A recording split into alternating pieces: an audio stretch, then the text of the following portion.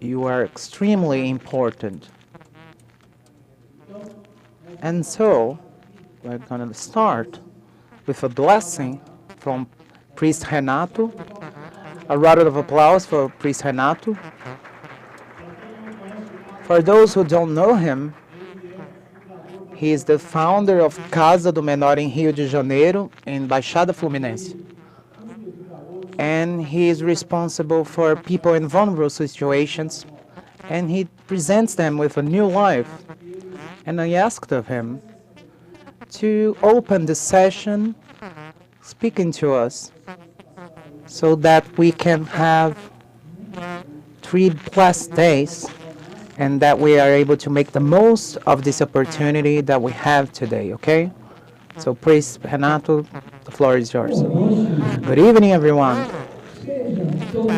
Welcome, everyone. Welcome, ladies and gentlemen. Do you know that hosting people is the most important thing in the world? If you're welcome, you're going to remember it for the rest of your lives. And if not, you're going to remember it as well. So that works for everyone here, for everyone who is here today. So everyone stand up, please. So we're going to have a very intense moment right now. We are members from many churches and religions, but you are all welcome here today because we have love and God that unites us all. So I'm going to do it my way, all right? So it's hard for me to replace the other priest. The first time I came here, he's still with us, and I'm pretty sure that he's happy to be here with us today. So we'll start by saluting God and the Holy Spirit. So we're in that month of June with the holidays. In the name of the Father, the Son, and the Holy Spirit. He's singing a Brazilian song, a religious one.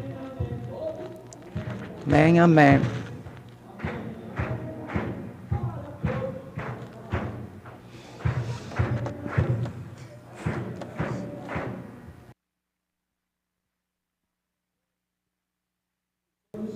All right, this was just a rehearsal.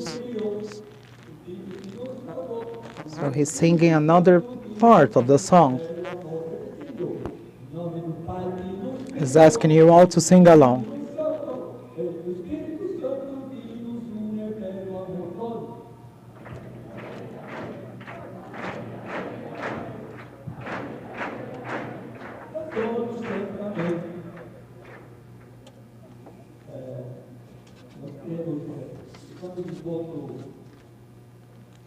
All right, guys, whenever I meet other people, I like to sing with kids and grown-ups as well.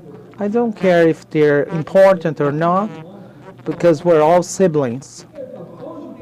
And today we're feeling a lot of joy, your joy, my joy, everyone's joy.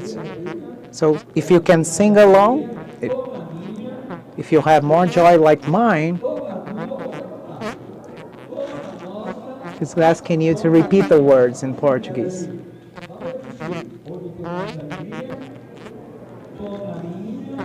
Like mine, like yours, like ours, like our company.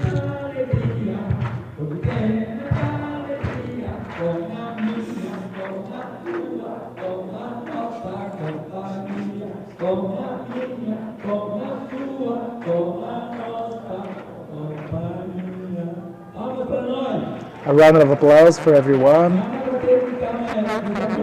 A round of applause for each and everyone that hosted us and that prepared this event today. And now we want God to speak to us. So we gotta open our hearts because God is the Holy Father and He's blessing us right now. And we hear so many screams of pain. So many people in poor situations and vulnerable situations, and people are screaming of pain. So we can all feel the pain of people, and we're trying to fill that hole wherever we can. So I'm going to let God speak now. So you need to be wary not to do anything bad or evil so that you can be understood by them. So now I'm going to ask all of you, why are you here today? You are here today to be seen, to feel important, to be known, or for a personal interest of some sort. So I'm going to ask all of you there. Many times we want to be seen so much by needy people that we need people's applause because we don't know the value and the identity what we have. So we feel that we need other people's approval. And why are we here today? What drives us? So I'm going to read another passage. So I felt hunger and I couldn't eat. I felt that I needed to. Now I'm interpreting. I was drugged and religious people helped me. All those times that I did that, my smaller siblings, you did that to me. What makes me give so much? So I have been doing this for the last 36 years, back in Baixada Fluminense in Rio de Janeiro, and now in Africa as well. And what drives me to do those things? Every time that you do that, you were not doing just for the young people, you were doing for yourself. Each human being is sacred, and every human being is also Jesus. And most human beings that we're hosting, they are Jesus as well, and they were crucified like Jesus. They were forsaken like Jesus before the resurrection. So what's really driving you? God. So this is a key word here, and we have been doing that for 36 years now. So what's the feeling we have to have among us is to be a family, to create bonds, because we know there are people who love one another, and Jesus is there, God is there. It doesn't matter which religion you follow, we are united. Whenever there are people united, there is God. So we need to love one another. So in this blessed day, we need to create families. We need to focus on the children who come from very socially vulnerable situations. Yesterday I cried because of that, and now I'm going to read a passage from Jesus so that each and every one can be one. All of you. I am in the Son and I'm in the Father. So that all of you is one with the world. We need to create families, to give families. And the largest issue with drugs is not the drug itself, it's the lack of love and opportunity. So we need to create this family. And to create this family, we're going to sing. We're going to sing as we are joyful to be together. But before that, I would like to ask you a question. Did anyone tell you today that they love you? You, the bald man. Did anyone tell you today that they love you? Did they tell you that today? Did they? Don't lie, please. You shouldn't lie. So I'm going to ask you again to maybe ask your neighbor, has anyone told you today that they want you well, that they love you? Don't be scared. Ask the person near you.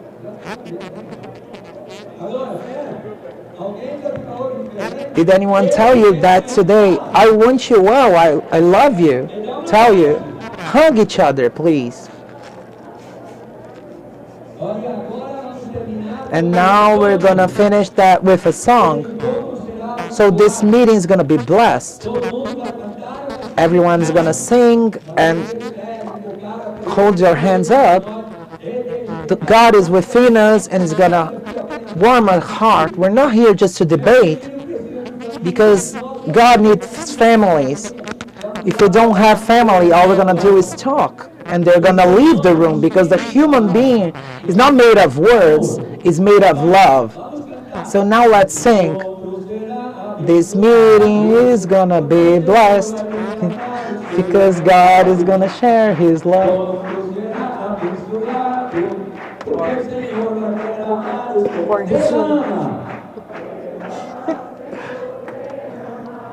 He's asking you to sing along, okay?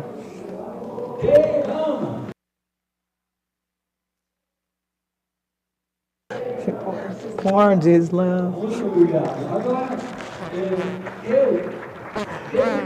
So now I come from a school, from a bishop, and he always jumps, he takes little leaps. He's that happy, he jumps out of happiness. And now I've been in Brazil for 44 years. Can we jump 44 times? No, that's a lot, right guys? So for the last 7 years, we have been holding this event. So can we jump 7 times? 3, 4, 5, 6, 7, 8, 9, 10. It was just 7, guys. Okay, a round of applause for everyone. So in these days, we feel, wow, we hear one another. We're really experiencing this together. Amen. Amen. Thank you.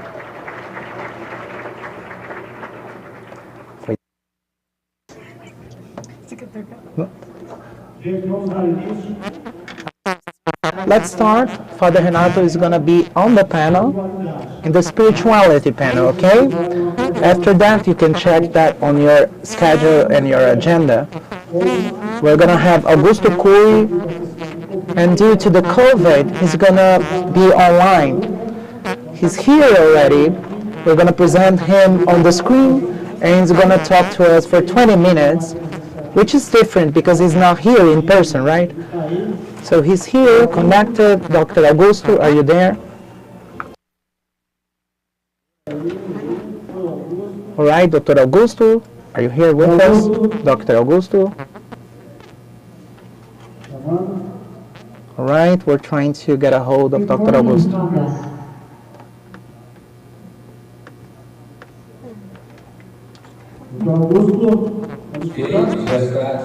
Okay, he's here already. Yes, I'm here. How are you guys? Yeah, I'm great. Hello, Martelli. This is an honor to be here. I'm just connecting now. Dr. Augusto, the audience is yours. Please. Thank you very much, Paulo. I'd like to congratulate you and Paulo Martelli, Penelli Martelli, everyone. Really, you have been holding Free Mind event, and you've been very competent, really. You've been given the best of yourselves to make Free Mind happen. Free Mind is an international conference to prevent drug abuse. It also provides emotional support. I've had the privilege to be involved in this project in the World Management Emotional Program, so that we can develop tools and not to be victims, but to be the owners of our destiny, the rulers of our destiny. So people should not play the victims of their problems, victims of themselves, because they complain too much, or let's say they are too neurotic or too anxious to live in society, and they have to face small problems. It's easy to become a slave in our society. So I'd like to take the opportunity to talk about Free Mind, and also my topic, my discussion topic, which is how to have self-control in a very stressed out society. I'd like to mention Priest Ardor. I really respected him. Unfortunately, he has passed away. He's no longer among us. I know that death is, nowadays I understand death much more than I used to. Death is not the end of life. We can still write history in eternity. And I know that he is in heaven and he's still writing his history. Priest Airano, he dedicated his life to several lives, and he worked with Martelli's brothers, and they founded the project Free Mind, the Free Mind project. So I'd like to congratulate and hug each one of you if I could.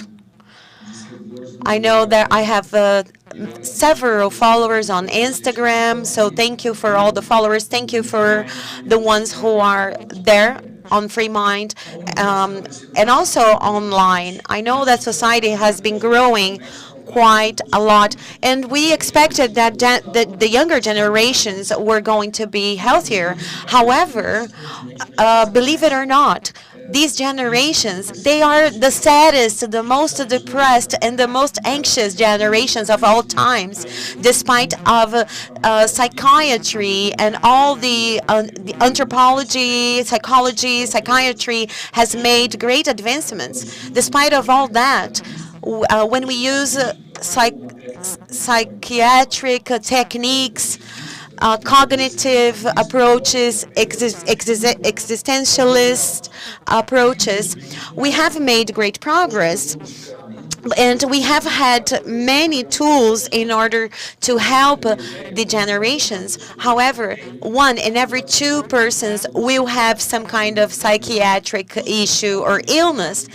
And this represents more than 3 million, almost 4 million human beings around the globe, and not even 1% gets proper treatment.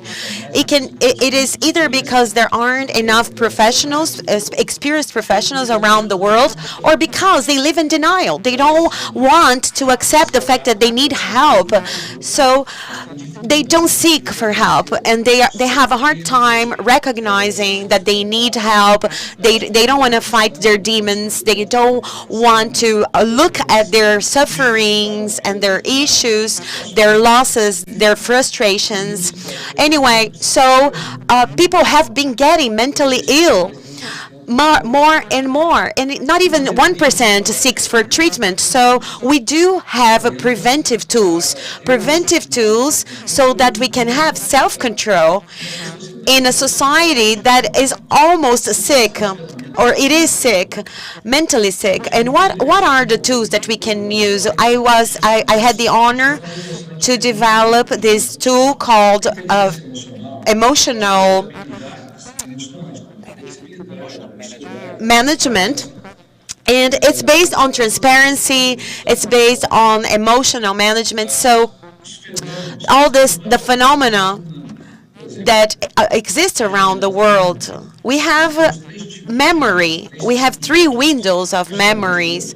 We have the neutral window, which represent 90% of our memory. They store data, they store physics, chemic, and other topics. So this window doesn't have any emotional content. They are very practical. It's a very practical window. However, there's another window which has to do with traumas. I use this expression: the tranquility, the pleasure for life, to be in love with life, to be in love with your existence, to appreciate nature, and the healthy windows, let's put it this way. So how you react when you lose something, how you face adversities and stress, how you handle stress. So all these windows, they start battling, and it's a battle. So it's a quantitative and qualitative battle among these windows. If the person doesn't have healthy windows, quotation marks, they will get sick. A person who is afraid of speaking in public, for instance, when they have to speak in public, even though they know the content they're going to talk about, the minute they have to speak in public, they get stage fright. They are afraid of speaking in public because the emotional window is triggered. They are afraid of failing. They're afraid. They're ashamed. So they are afraid of not meeting people's expectations. So if you want to live in society and you want to be healthy, you need to control your emotional window, and you need to understand that you will never please everyone. It's impossible to please everyone. And you have to deal with the haters as well. So, and the rest is history, because really, if you can't control your mind every day, then you will have a problem. You need to separate your mental garbage, whatever doesn't serve you any good, and your memory anchor can be triggered in a way that can be played against you. So the minute that you don't let this emotional trash triggers you are not playing your instinctive meaning or behavior. You're not letting your instinctive Homo sapiens behavior play and rule you and your life. So you need to control the windows, the emotional windows, and we need to learn how to organize our thoughts, our ideas. We must avoid these fly or fight reactions that we have under certain circumstances, because we have molecules in our bodies. Our body can react in a certain way. Our heartbeat starts beating faster. So the fourth phenomena is the memory anchor. It's the self-function. So you have all these windows, right? The traumatic window, the anchor window that closes the memory cycle, and the fourth is the self-flow.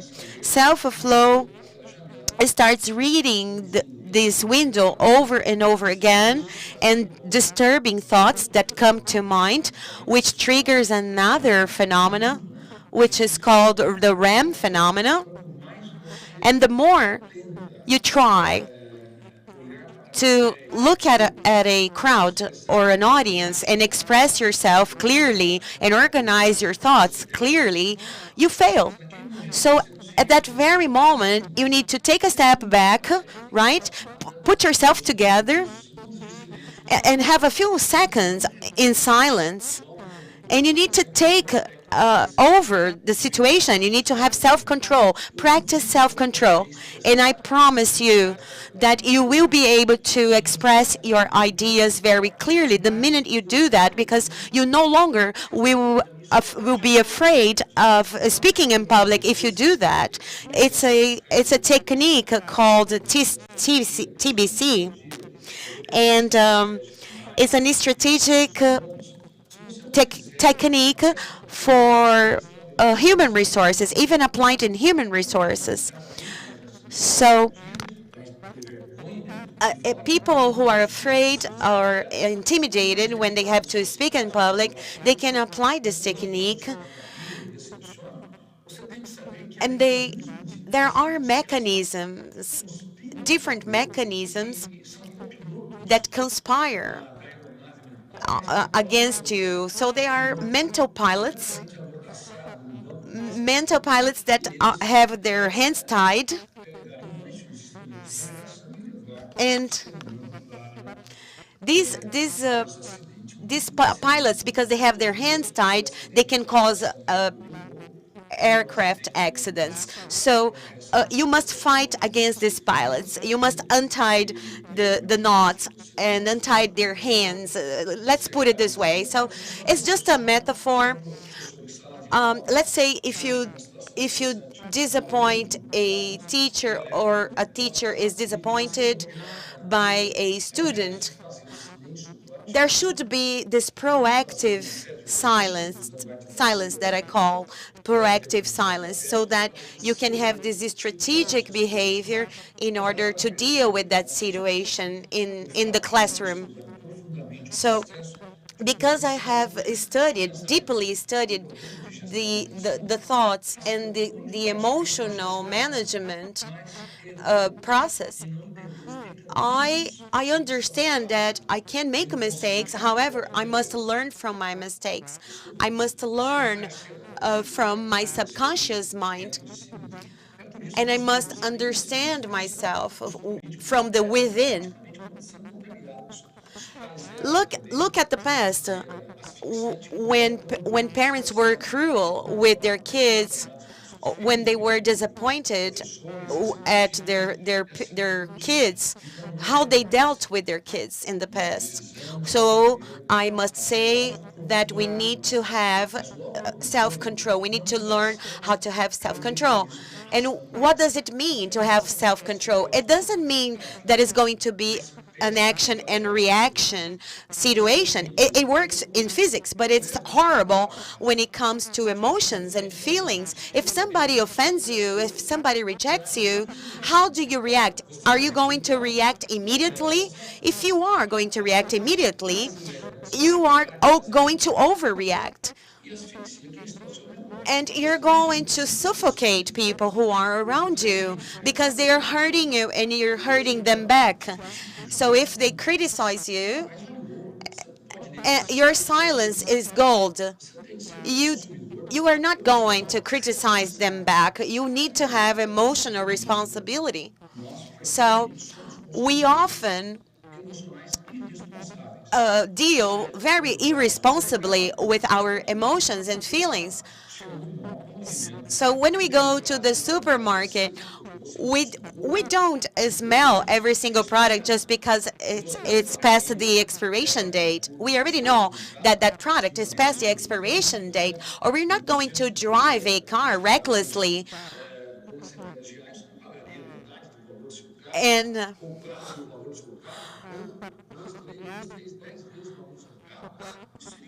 it would be an absurd, right? It would be it would be totally mind-blowing to do that. However, some people do that. They overpay certain things, but a criticism, any kind of criticism, can be stored in your mind, and then after being stored in your mind, it's going to generate scars, emotional scars, and every time you trigger that same feeling, that same emotion, it's going to harm you. Freud, for instance, said that some childhood traumas we could repeat themselves over and over. So you need to know how to deal with bullying. Let's say a person who was locked in a dark room as a child. This is an original scar, and we need to try to find out who we are and what happened. The more we read and reread, the better it is. So this is the original reference. We need to work on our losses, our frustrations, and so on. And that's why if our inner selves are not under control, we can have problems with people who we have relationships with. And that's why we have revenge feelings, anger feelings, feelings of anger, revenge, and they only poison ourselves. So I think the best thing you can do for someone who has hurt you, who has offended you, is is is not hating them or rejecting them. If someone has frustrated you or has disappointed you, you should reject them. I'm sorry. Somebody's saying something here. The biggest favor you can do to your enemy is to reject him or her, so that your enemy is going to be scared off. And the biggest revenge against your enemy is to forgive him or her. And in order to forgive this person, you need to understand that behind a person who is hurting you, there is a person who has been hurt. So this is the mechanism. When you understand that your piece is gold and that only a very unhappy person is able to hurt other people, you don't give them credit. You don't let them get to you. So the healthiest people are not the lonely ones, are not the anger ones. The happiest and healthiest people are more tolerant. They're more flexible. They understand that a stressed person, an anguished person, a tense person is much more capable of clashing or hurting others. And they really, really steal your oxygen in society. So being healthy is knowing how to deal with these people. Do you want to be healthy? So raise the bar so you can deal better with frustrations. So you can deal with your feelings and emotions in a way that you won't let these people get to you. The masters of all masters, for instance, the moment this disciple Judas kissed him on the cheek, he was trying to trigger this feeling of betrayal, right? So while I'm speaking here, there is a pilot and a co-pilot, and the co-pilot is the memory, and then a lot of windows will open because I have these memories stored in my subconscious mind. So you get the information through these four co-pilots, all the triggers and windows that I explained here today. So these four pilots can conspire against human beings and lead them to have very, very animal instinct behavior.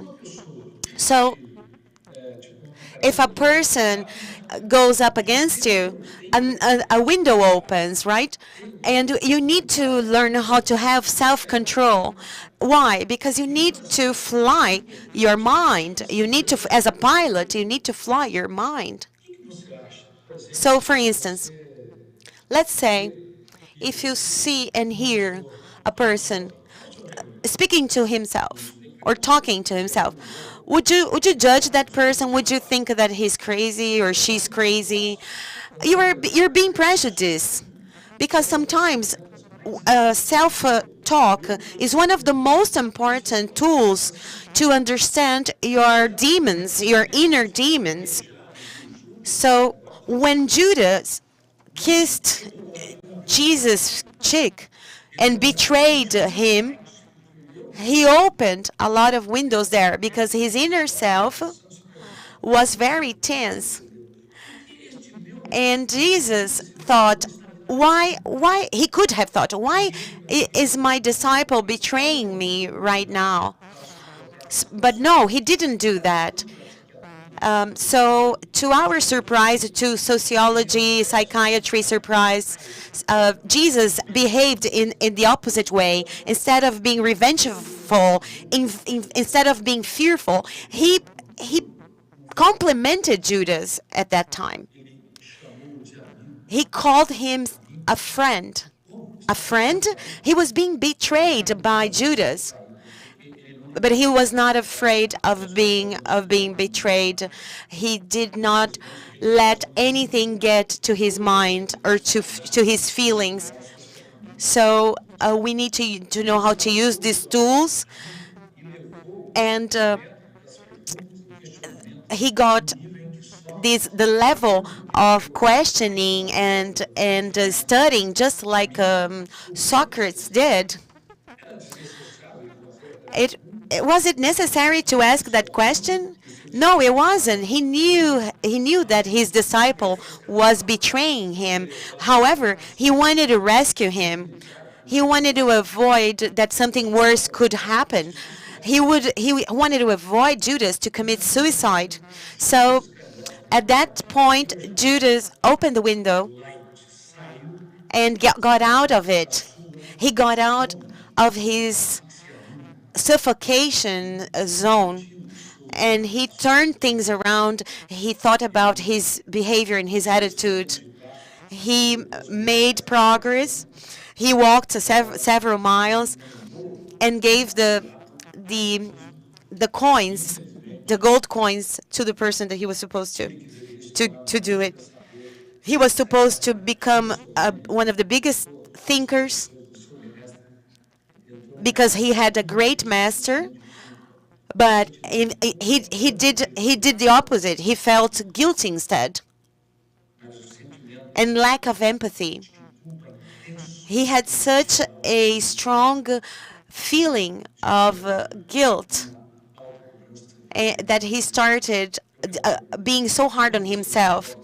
And I want to ask you guys, how many of you demand too much from yourselves?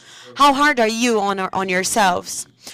I know excellent business people, social leaders, but they are their worst enemies. People who are too hard on themselves. They never have enough self-control. They're too anxious. They are anxious to meet people's expectations, and they're also anxious to meet their own expectations, to live up to their own expectations. Be it with their kids or their partners, their collaborators, their employees and students. So when you don't have an inner self that is strong enough, you can fall into these traps, and you can fall in a trap of actually punishing yourself too much. You have to face your mental demons. You gotta ask yourselves, why am I doing this to myself? Why do people steal so easily my peace? Why can't I forgive? Why do I deal with the difficult feelings like that? Why? Because you can't get rid of your mental garbage, of your deep pain, and you cannot embrace life. These people have become experts of unforgiveness. And so if you have to question yourself, please do so. Start facing your demons. Start developing strategies in the future so that you can suffer less. Suffer less about your future. Don't waste your energy, because when you're too anxious about the future, you are wasting your energy. And a lot of people wake up tired in the morning because they're wasting their energy. Do you get up early in the morning and you have a headache, for instance? You have a sore throat? Do you have a fast heartbeat? So if you do have all these symptoms, these are signs that you need to change your lifestyle. The most efficient professionals, they do that. They know, they have self-control. So when studying at the medical school, people were studying cancer. In the 50s, we're going to move to 2. And now we know that there are many causes like bad dieting and other factors, like genetic factors, that produce cancer. But a restless mind, an anxious mind, it's also a factor that reduces your immunity and it produces cancer. So we need to have self-control in the stress society. Society has been intoxicated by digital media. They don't have time to connect to themselves. They waste their entire time on their cell phones. And they have an aversion to being alone. They cannot deal with that. So they don't know that being alone is important to be creative and to become an author of your own and a protagonist of your own history. So it's important to dive within yourself. And of course, it's hard to deal with toxic loneliness, but you need to know how to cope with it, because if society is leaving you alone, you can bear with that loneliness. And I hope that all of you can learn how to have self-control in this stress society. And if you practice that, to have self-control, don't be afraid to have a heart to fail. If you fail, just relax. Don't be afraid of crying. And if you cry, use your tears as wipers, so that as pen, so that you can write the most important chapters in your self-history, your the hardest moments in your life. A huge hug to all of you who in the Free Mind event, all of those who are passionate about life and about humanity as a whole. And you know that political radicalism, either left wing or right wing, this is one of the factors that lead people to lose emotional control, because a controlled person, they're gonna give a round of applause to a good project, whether it's left wing or right wing, because they know it's good for humanity and society. Because if you're in love with yourself, you're in love with humanity. So a huge hug, a round of applause for Dr. Augusto Cury. Next year, you're going to be here again, Dr. Augusto. I hope that I can meet you in person, and regards to your family. All right, so next, move on with our schedule. We have a tight schedule, and we know it. And now we're going to ask people to take their seats.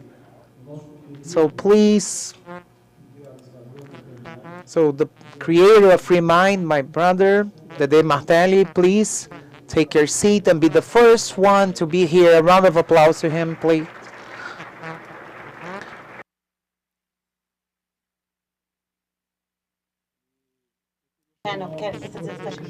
And now I would like to invite another person who I'm really fond of, because before he got to the place he's at right now, he is always really close to our heart, our dear Mayor, Dr. Dario Saad.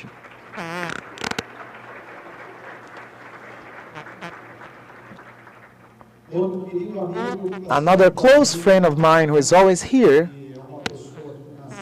and he was born and raised helping other people. He's a city councilor. He's always been here with us, Rossini. A round of applause for Rossini.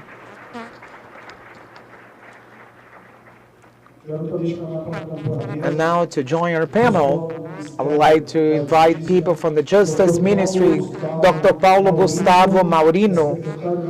He's the National Secretary on Drug Policy and Assets Management for the Ministries of Justice and Public Safety in Brasilia. And now Dr. Quirino Cordeiro Jr. He's our dear Quirino, a round of applause. He is the National Secretary of Care and Drugs Prevention in the Citizenship Ministry. I would also like to invite a close friend of mine. He's always been a partner for us, and he's been helping us to prepare these events, Dr. Mauricio Uriguela. Dr. Mauricio, a round of applause for Dr. Mauricio, everyone. I would also like to invite our dear friend, and always a partner of as well, and she's hosting one of the most important institutes, not only in Brazil but in the world, Lucis Dor, and the Padarodo Institute. A round of applause for her. I would also like to invite Edson Marcelo da Costa. He's the current president at Confenacti, which is the Confederation of Therapeutic Communities Network.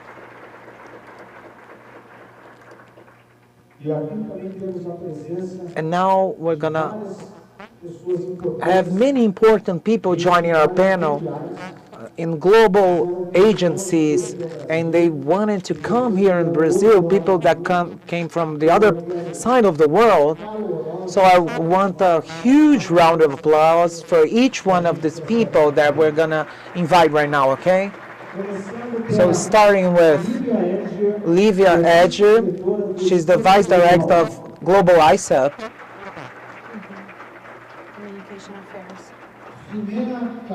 Jimena Kalowski, she's the Chief of Demand Reduction for the Organization of American States, OAS. Dr. William Crano, he is the counselor for UN, and he's a renowned psychology professor, and I was part of his graduation course. He's known as Bill. And also Miss Sisi Mariana Mohamed. She's the Director of Social Development and Cultural and Sports of the African Union. And we have a commission of 5 people here from the African Commission. And now I would like to invite Matej Korzir. He's the Director of the Research and Development Institute of UTRIP. And he has been carrying out a workshop for us since 2019. And now so I would like to invite Jorge Olivares Calderon. He's the President of the Latin American Federation of Therapeutic Communities.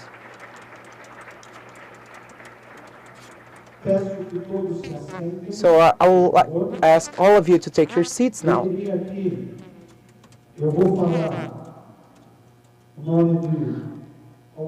I'm gonna say the names of some of our partners, starting with everyone's names, and then we're gonna give a round of applause for everyone, all right? So, Dr. Bola, known as Balaola, coming from Nigeria,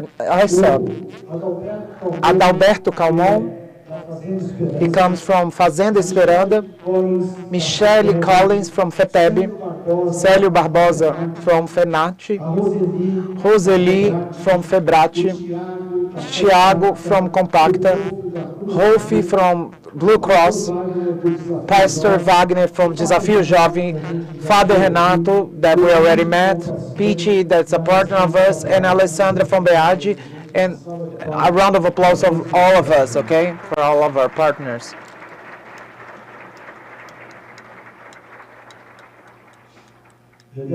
Okay, Dede, I'm gonna give the floor to you so that you make the opening, and then Dr. Dario will start because he has a tight schedule, okay?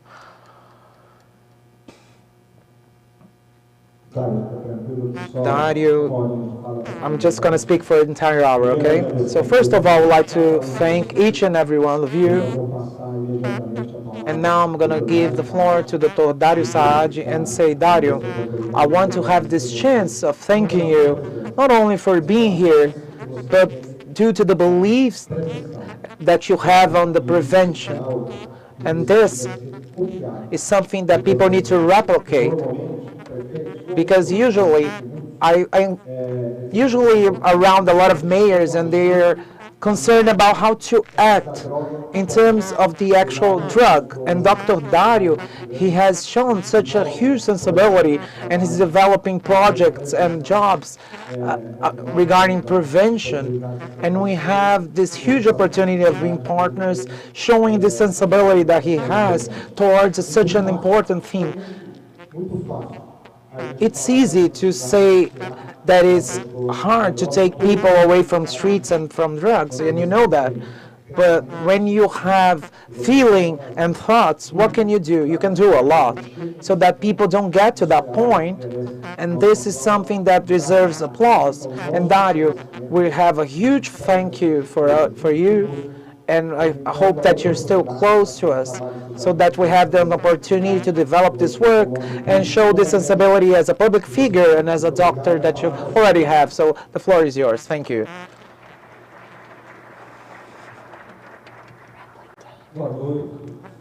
Good evening, ladies and gentlemen. I would like to start by saluting the Martelli brothers. Paulo Martelli, he's the director of ASAP in Brazil, and the coordinator of Free Mind, Zé Eduardo Martelli, Dedé Martelli. He is the founder and the creator of Free Mind. I know the history of this creation. Martelli and we have been through some journeys and some endeavors in life. And he told me many times the story of when he got this epiphany to create Free Mind. So I would like to salute Luis Carlos Rossini he was also a huge figure in the drug prevention history. Dr. Paulo Gustavo, who is the National Secretary on Drugs Prevention and SS in the Justice Ministry. Dr. Quirino Jr., he's the National Secretary from the Citizenship Ministry on Drug Prevention. My friend Lucia Isdoia, she's the president of the Padre Haroldo Institute in Doconédio, São Paulo. I would also like to salute Edson Marcelo da Costa, the president of Confenacti and FETEB. Dr. Mauricio Origuela, he's the president of Jequitiba's Rehab Clinic. Livia Edgar, she's the vice director of communications for ISAP. Dr. William Crano, he's a counselor for UNDOC and the advanced certificate for CGU. And we have renowned participants. I'm pretty happy with them here. I'm really happy to host Free Mind, to have such a presence of renowned speakers. So Helena Kalansky, she is the demand reduction chief for the OAS. And I would like to salute all of the international speakers here today. I'm really happy because we can talk about an actual program. So the City Hall of Campinas was sought after by the DE, José Eduardo, and a practical issue was raised. Mayor, why don't we actually create a program? And City Councilor Rossini was there. Why don't we create a practical program?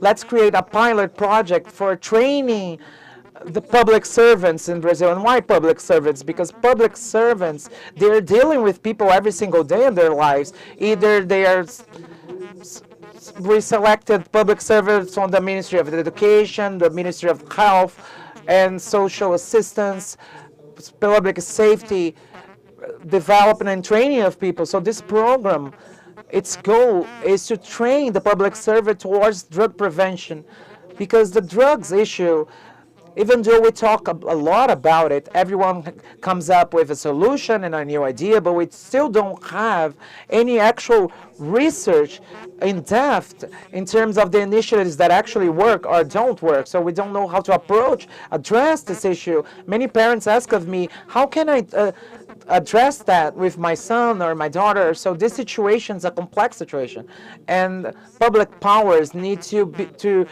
train and learn so that they are able to cope with the situation, which is super complex.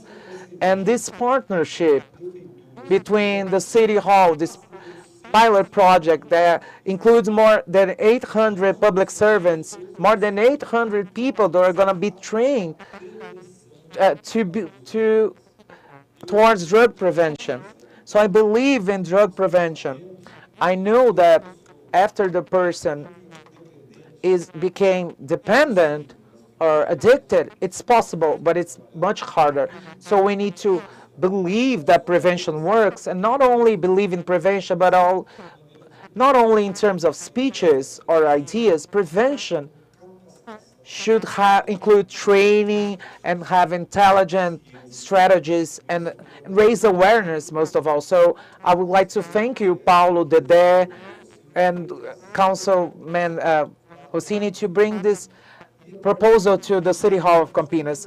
And stemming from this project, we're going to have KPIs to measure which actions actually work. Because when you're dealing with drugs prevention, many things are done. But what actually works? What should you do first? What kind of outcomes can you expect from public policies, actions? What kind of initiatives, what kind of programs should we implement? So we actually will be able to know from a scientific standpoint what can we do that's going to have good outcomes. So that's why I believe in prevention, and I'm really happy that Campinas City Hall has established this partnership with ISAP, and we're sure that this is going to be a guideline for us. We're not going to find the truth or something that's completely new, but we're going to have technical and scientific data to face one of the hardest situation, the most complex situation in modern societies. So with that, I'm going to wrap it up. Once more, I would like to salute Paulo and all the organizers of Free Mind. for this will, this dedication towards drug prevention and drug addiction. Thank you so much and have a great event. Thank you so much, Mario. So now I'm going to give the floor to Dr. Paulo Gustavo from the National Secretary of Public Policy on Drugs and Assets Management from the Justice Ministry. Good evening, everyone. I'm going to start by saluting Dr. José Eduardo Martelli and Paulo Martelli, who were the creators of Free Mind. And now I'm going to salute the mayor, Dario Mastri. I'd also like to salute the other authorities in the room. I'm going to salute my governor friend, Dr. Quirino, and all the others that are here in this panel, those who are present here today in the opening session. And I was paying attention to the mayor, and along the lines of what he said, the complexity of coping with the drugs issue, and that's not only related to illegal drugs, but also legal drugs. Legal drugs also create chemical dependence. So I'm a federal agent, and I've been there for 24 years. Most of my life I've been dealing with crime. And my entire career was in the federal police.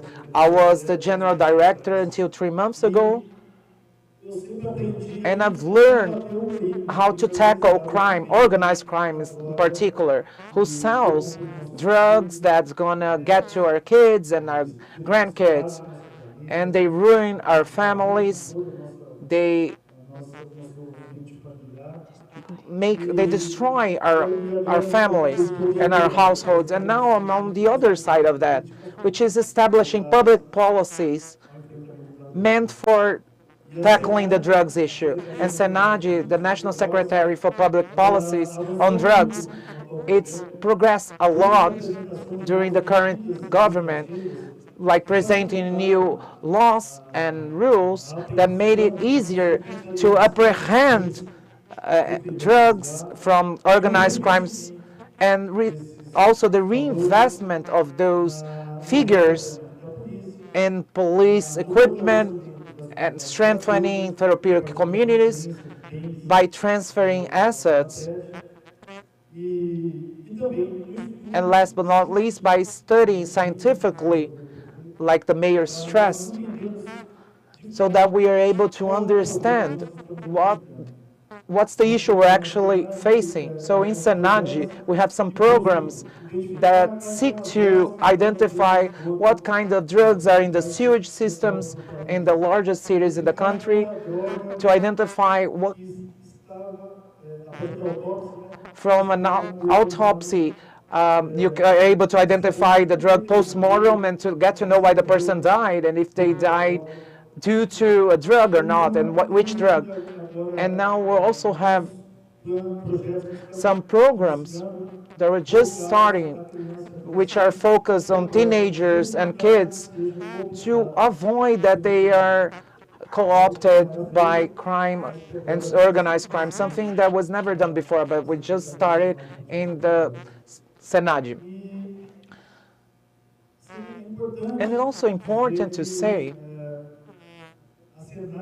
that SENAGE, in the asset management that's under our purview, over the last few years, and actually last week, we're able to achieve 500 auctions that were carried out in the last 3 years, even though we faced the pandemic for 2 years, right? So this is something never seen before, because from 2006 to 2018, only 8 auctions were carried out by the Ministry of Justice. So in the current government, from 2019 till now, we achieved the number of 500 actions carried out. So Brazil is starting to become a model. UNDOC has also already sought us to diverge our method that's been implemented within Brazil. So this is something to be proud of. I'm pretty sure, due to my professional experience, even though the federal police work has more visibility from society, I'm pretty sure that we need to take care of our kids, their childhoods, with a strong curriculum base. And I believe that the curriculum is the main action that we need to look after so that we have a common and good curriculum dealing with the drugs issue.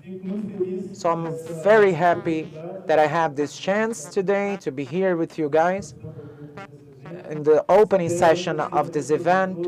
I hope that you make the most of it. I know this is a complex issue. Nobody's wrong, nobody's right. It's quite hard to get to a common denominator, but stemming from the studies that we're carrying out now, data collection, and something that I was about to forget, 2 weeks ago, the National Plan on Drug Policy was approved in Congress, and it establishes the models that is going to be implemented at a city, state, and federal levels, hoping that we mirror at whatever is going to be implemented in federal level is going to be implemented at a state and city level as well, so that we face it harmoniously in the country. So with FENAGIO, we also expect to have 50,000 people in the next 5 years, so that these people are able to deal with this theme. Thank you so much, and good luck to all of you who's going to be part of the debates. A good evening to you all. Thank you very much, Dr. Paulo. And I'll hand it over to Dr. Mauricio. Dear Dr. Mauricio, could somebody hand him a microphone? Hello, good evening, everyone. How much time do I have? You have an hour. I'm kidding. All right. I promise I won't speak for an hour. Okay, guys? Well, welcome, everyone. What a meeting. It has an international representation and importance. It was launched in November last year in the same city as we are today. And today, Free Mind is showing its purpose, prevention. We work with prevention, essentially with prevention. I am a psychiatrist. I'm a technical director at Jequitibá Clinic, rehab clinic. And we've been around for 4 years and a half. We've been trying to recover children who are trying to become adults in such a complicated society. And all the ones who have been introduced to drugs, they had no idea what they were dealing with and what would happen to them. My generation, for instance, could not prevent anything. My generation tries to treat people who suffer from drug addiction or drug abuse, but our society could not forecast what could happen or what would happen. We didn't have anything in our generation that could help us. We didn't have any tools like a weather forecast. We didn't know if it was going to rain or if it was going to be cold. So I'm speaking for myself, right? My generation. And we live in a contemporary society, in a modern society. I worked for many, many years in a psychiatry, a public psychiatry hospital, Pinel Hospital. I lived my entire life there, and I was responsible for admitting for bipolar patients. I never admitted people who had drug abuse problems or drug addiction issues. It's almost like the schizophrenic have disappeared, and we only admit drug addicts or people with drug abuse, people who are addicted to alcohol, cocaine. I remember that the elderly, they used to be victims of alcohol, but nowadays we see youngsters and young people who are addicted to alcohol and other drugs, which is not good. Our reality is hard to be faced. And we will be discussing in the upcoming days lots of topics, lots of things that are happening in our society. We need to look back in the past. We are not here to complain, but if we don't look at the past first, we can repeat the same mistakes that we've made in our society. We will be having in the upcoming days lots of discussions around prevention and preventive programs. We're going to be talking about hard work, the hard work that we have to put into in order to prevent people from using drugs. Have I spoken for an hour? Not yet, right? Okay, so I'd like to wrap it up by saying that I represent a rehab clinic, and we work with a healing process. This is the kind of treatment that we believe in. We try to heal the wounds of society, the wounds that society was responsible for. And we do believe, on behalf of Jequitibá Clinic, that if you do a good work, you can prevent drug addicts or drug abusers from falling back on the old track, so that we can work with preventive programs and avoid them from being admitted again. The ones that are admitted for the first time, we hope that it's the first time and the last time that they come to our institute. However, some of them have been admitted for over 40 times, and they say that they are tired of listening to the same things. They're tired of listening about the 12 steps. But the mayor here said that we don't have anything tangible, anything concrete. We have made advancements, especially in medical terms, but how can you treat drug addicts or drug abusers? I'm not the most important person in my team. I'm by far the most important person. I would never do anything alone. I can be alone in certain times or occasions. In fact, I was, especially when I worked in the psychiatric hospitals in the past, but I no longer do that. My life is different now. We believe to be partners, to be free mind partners. And why? Because we believe in a healing treatment. And along with the Deb, Paolo Martelli, the whole team, when I see Mr. Martelli, I see him as Don Quixote. When I saw him for the first time, he made a huge impression on me.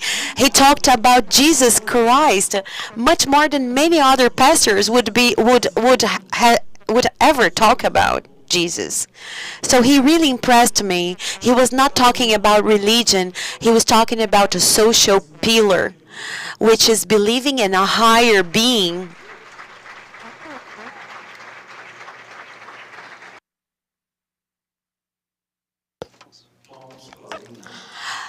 Sometimes when you clap at the wrong time. A few free mind events ago, I was sitting in the last row. I don't like to speak in public, so I was sitting in the last row. I'm glad that it's not so busy today. But anyway, thank you for listening to me, okay, and listening to all of us today. Thank you very much. By the way, Jequitibá is a small institute when you compare to the huge challenge we have ahead of us. Thank you very much. Thank you. All right, a round of applauses. So now I'd like to hand over to Lucia. She's the president of Haroldo Institute, CONERG, also the CONERG president in São Paulo State for drug prevention in São Paulo State. Thank you very much for your invitation, Paulo. I'd like to greet each and every one of you, not only the authorities, but also the enthusiasts that work with drug prevention, and the whole network, this whole community network that works very, very hard and actually does what it believes. Like Father Haroldo says, Rosenberg. I could not fail mentioning him. Father Haroldo was such a wonderful man that we can still feel his presence among us. And Father Haroldo was one of the biggest supporters, one of the biggest free mind supporters. And he was also a supporter of many initiatives at times when nobody cared about drug addicts or people who had drug abuse issues. We no longer use drug addicts as a word to describe people who are under the influence, who have drug abuse issues. But Father Haroldo, he already worked with prevention programs, and he had been working for over 25 years. He took care of women. He really worried about diversity, about religious diversity as well. We cannot have prejudice. We cannot think that we have better morals than others. No, we need to focus on science. And if you look at his desk, you know, his desk always had a Bible, but also had research studies. He focused on science, but he also focused on his spirituality and love for others. That's what really motivated him as a person. So I think he's a source of inspiration for many of us who are on the same path.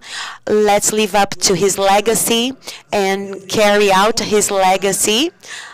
Let's take strides and make advancements in regards to public policies, studies, evidence, and may we continue the work that he started.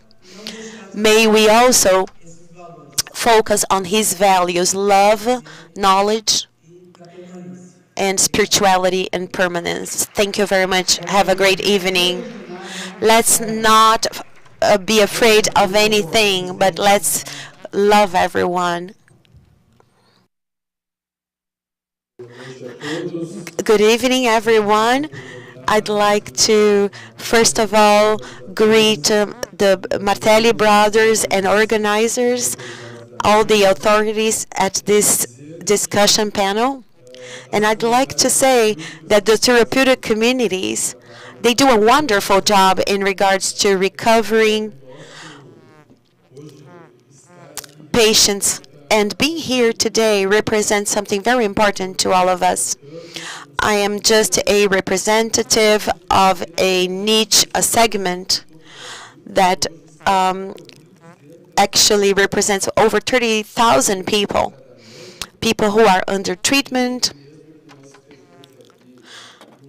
And although we are in a preventive event, a prevention focused on prevention, we also believe that rehab is important, recovery is important, and it started back in 1968. So we've been around for about 53, 54 years, working with the therapeutic communities in Brazil. So it's such a joy to be officially part of it, because the therapeutic community has this stigma of, and we have changed that. It's not only about doing something good for others, but doing a job that is very well done. And I'm pretty sure that many people who are here today, they are serious about it, they belong to the therapeutic communities, and they learned with the therapeutic communities, which is my case. So the outcome speaks for itself. We have stories of people who have lost everything they had in their lives. They ended up being homeless. They lost family members, or they couldn't live with their family members. They lost their jobs, and they were able to recover through therapy, through support communities and therapeutic communities. They were capable of recovering, and they were capable of becoming citizens again.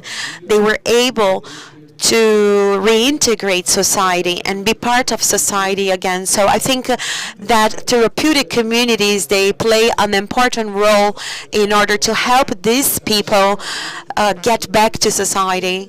So we can give this testimonial because we have witnessed this story many, many times.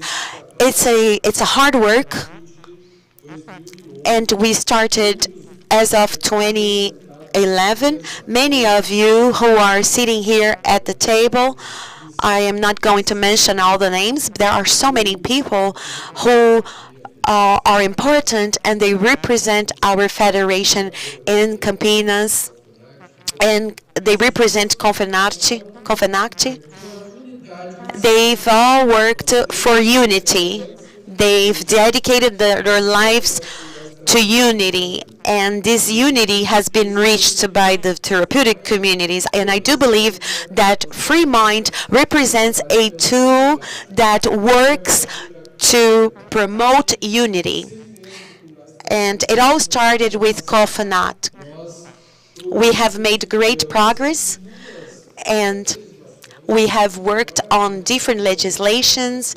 We have developed the legislations, and many of people who are here today, they were responsible for that. We have the legal support that we need nowadays, and we have the honor to have the National Secretary of Drug Prevention, Mr. Dr. Quirino. He has done a wonderful job, a magnificent job with Eduardo and the government, a government that supports the therapeutic communities, and we know that we can count on them. We can count on 17,000 people. In fact, Dr. Quirino will be mentioning it, but for our therapeutic communities, to have 17,000 people that are working with us through public policies is such a pride, really, because not too long ago we did not have the financial means to be doing that, to employ 17,000 people. We have an ideology problem in our country, and the ones that are representing other countries, it's important to bear in mind that we have an ideology issue in Brazil, because with withdrawals, physical withdrawals, and spirituality, they are both discriminated. And in the past, we had a program called Previni 2014. And back then, in Previni 2014, it was an international program for drug prevention, and at that time they said that it was possible to channel all the financial resources to teach the population how to use drugs. And you see, we are fighting against that.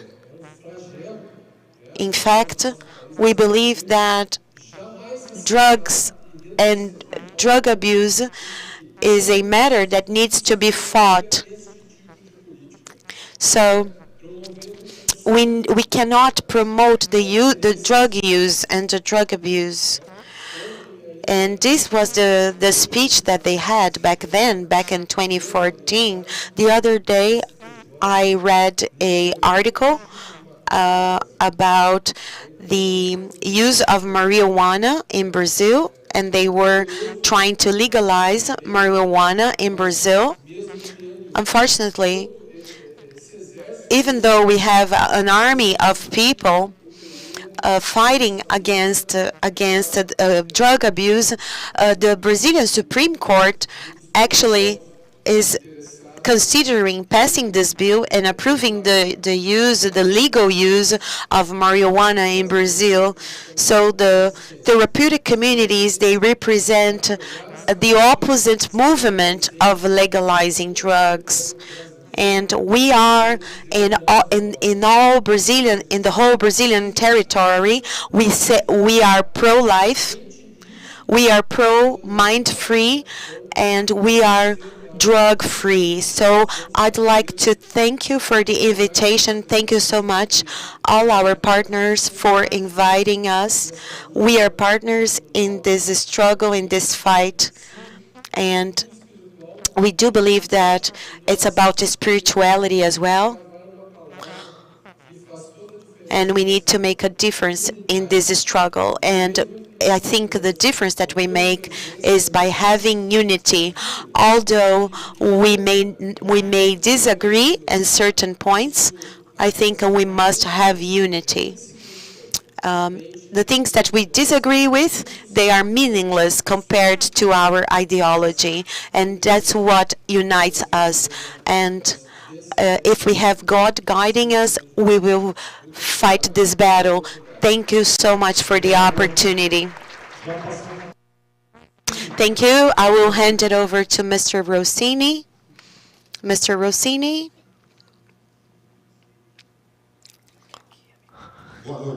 Good evening. Good evening, everyone. All right, so Dr. Quirino Cordeiro, I would like to greet all the authorities in the panel who already mentioned, and also the DE, and Paulo Martelli. I would like to greet all the organizers of the event, the speakers, and the participants as well in the Free Mind event. So on behalf of the City Council of Campinas, I would like to welcome everyone from Campinas, but also everyone who comes from other cities, other states, and other countries. Feel welcome here in our city, please. I would also like to talk about the joy, the honor, the importance of Campinas holding such an event like this. We could ask ourselves, why is this important to gather all these people here for 3 days to debate drug prevention? Why is that important? The world needs that. Society needs to better understand this phenomenon that has been growing in terms of drug addiction and drug abuse, and have so many negative outcomes for society, either in people's health or safety, in the economy, or pain, sorrow that invades households and families, either by dreams that were never accomplished, projects that were never carried out. We need to tackle this issue and try to mitigate these negative outcomes and the consequence of the drug abuse. So prevention is the way to be able to put together these good examples for projects for prevention based on scientific data. This is fundamental so that we're able to improve our knowledge and to practice this in our daily lives in each of our field of work. I joined this movement influenced by Padre Haroldo back in 1989. At that time, the huge issue, the largest issue in Campinas in terms of drugs were kids and teenagers that were at downtown and they were using a sort of glue in Brazil that is a drug. So it's been 30 years now. What has changed since then? The drugs changed, but the glue hasn't changed. But the causes have changed. The causes for these kids, teenagers, and grown-ups to still use drugs and abuse on drugs, this has changed, and prevention focuses on that, to act on the causes, to mitigate the risk factors, to strengthen the protection factors, so that all of us are able to tackle and to see this challenge of building a more healthy society, like Augusto Cury said. And if we think about Augusto Cury, I'm going to stop it right now. Why? Because as I'm looking to the audience, I'm afraid of opening any windows in my mind. I'm not sure what could happen if I do that. So welcome everyone. Have a nice evening. Thank you, Rossini. Now I'm going to give the floor to the international speakers. If you forget to get the translation equipment, we're going to have simultaneous translation. So I'm now going to invite Jake. He's my great interpreter for years. A round of applause for Jacob. Jacob is going to be standing on the side of each of the speakers, of the international speakers, carrying out the simultaneous translation. So I'm going to start with Jimena.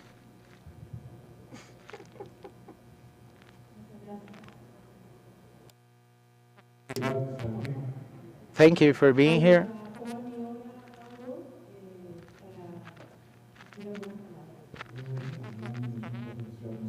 Okay, I'm going to say some words, Paulo.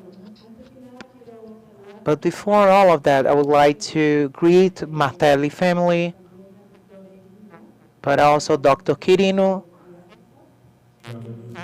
the ISAP organization members,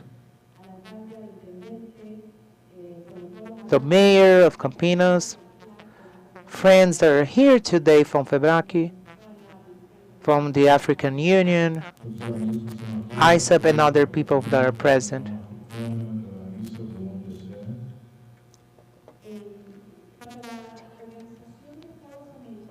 So the OAS, represented by the OAS for Drug Prevention, and I'm here to talk about the drug theme.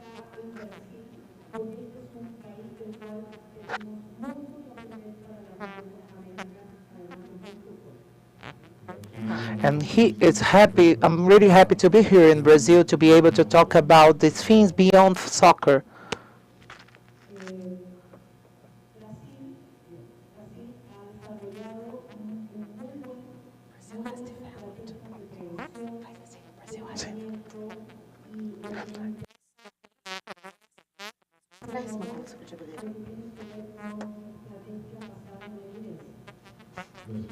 So Brazil has developed many strategies for drug prevention and treatment, and the OAS is interested in sharing this knowledge with you.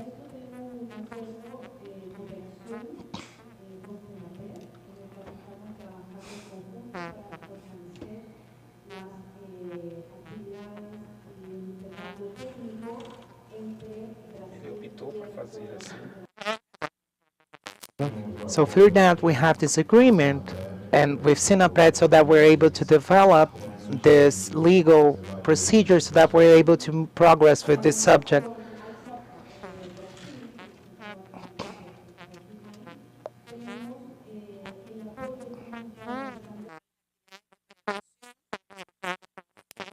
And now with Free Mind Support, we have been organizing activities for drug prevention.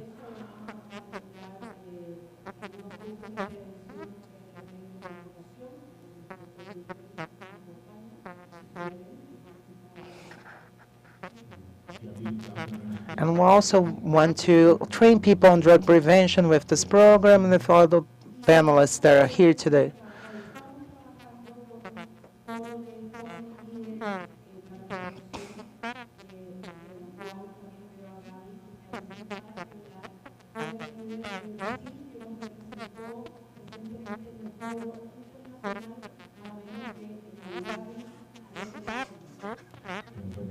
And we're here, we have many people here present in the audience, and like in Abu Dhabi, and certainly they're going to be present over the next few days. So we're extremely happy and we're satisfied with the work we have been doing with Brazil as a whole. We have so much to learn, and I'm really wish you all a great event.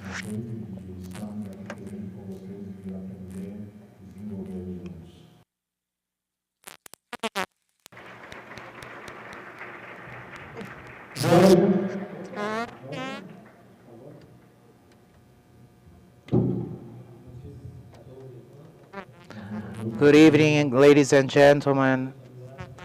Before anything, I would like to greet the federal authorities from the state of São Paulo as well.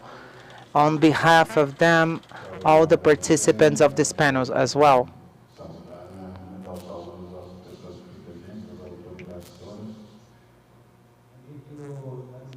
I will also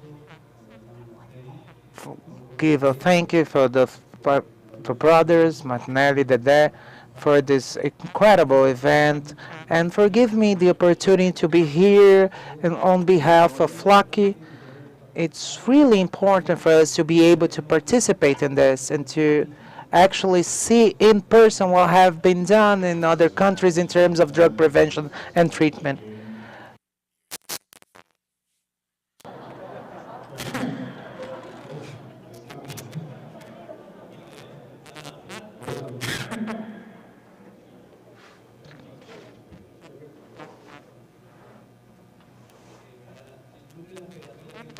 So on behalf of the North American Therapeutic Community flock, it's an honor to be able to participate here and to be present in this Free Mind event.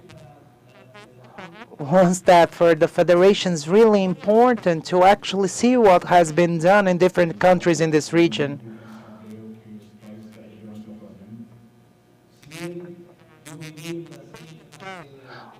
But I've lived in Brazil in 1992 and actually know the Brazilian context.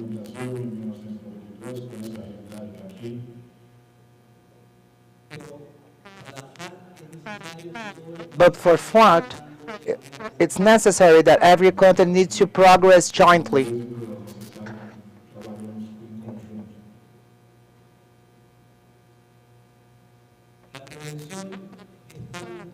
So drug prevention is just as important or more important than treatment in therapeutic communities. So as therapeutic communities progress, the prevention also needs to progress and move forward for our kids and our teenagers.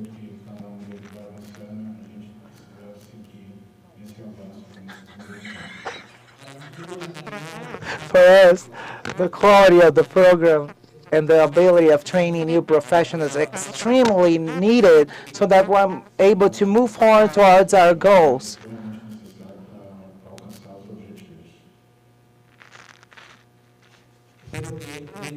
I hope that this moment for reflection that we have in the next 3 days, that they allow us to get more knowledge and information, and that we're able to achieve our goals. Thank you so much, and have a great evening.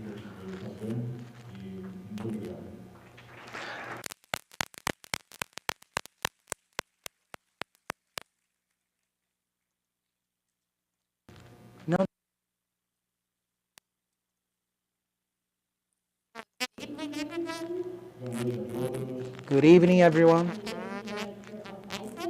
Meu nome é Lívia Edgar, sou a diretora do ISOP.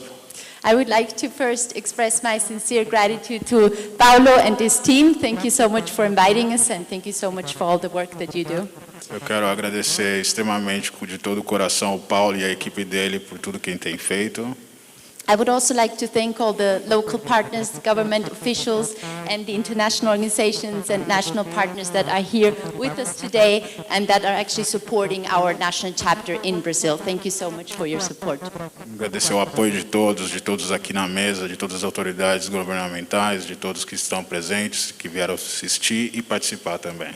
Agradeço a todos. I had the pleasure to be at the last Congress, the 6th Congress, which was in 2019, before the pandemic. Eu tive o prazer de estar aqui no último evento antes da pandemia, em 2019. And it's fantastic actually to be able to come here and be together again after almost 3 years. E é fantástico estar aqui de volta, né, depois de tudo isso, quase 3 anos depois. And I think we have seen our national chapter in Brazil, together with the host organization Free Mind, they have really adapted very well to the new reality of the pandemic. And, they have really built their strength and their capacity of a national chapter in the region as well. And through the pandemic, they were able to offer a lot of different activities virtually through seminars, online courses, Facebook Lives. But I feel like personally, we've now gone through this time, but nothing can really... Jesus! Come on! Stop! Come on! No, I'm sorry. Ela quer agradecer depois de Short summary. Depois de todo esse tempo aqui, com o apoio do nosso capítulo nacional, né, do ISOP Brasil, com o apoio do Paulo, e tudo isso que vem acontecendo, a gente está honrado de estar aqui e vamos ver nesses próximos 3 dias como tudo isso vai acontecer. Okay, great. So, as I've said before, nothing can really replace the benefits of being together in person, of being able to network, learning from each other's knowledge and experience. A gente vai aproveitar do benefício de poder estar aqui presente, junto, face a face, em 3D e desenvolver. We've just ourselves at ICEP, Jimena has mentioned it, we've just had an amazing congress in Abu Dhabi, where it was a hybrid conference, and so online and in person, and there were around 2,000 people there. Actually, if you're interested, I'll be presenting on Saturday with my colleague Barbara Correa, so if you're still here on Saturday, I would like to invite you to join us Saturday morning. Sábado de manhã estaremos aqui, né? Todas aquelas pessoas que estiverem em Abu Dhabi também. Então a gente vai poder fazer esse diálogo e desenvolver exatamente aquilo que a gente está propondo. And the conference in Abu Dhabi, I'll be presenting more on Saturday. It would have not been possible without the support of our local partner in Abu Dhabi. Isso não seria possível sem o apoio do nosso capítulo local de Abu Dhabi e agradeço por isso.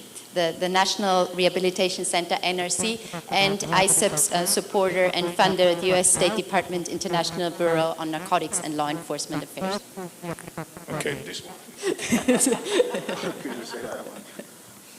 The U.S. Departments. O Departamento de Estado americano.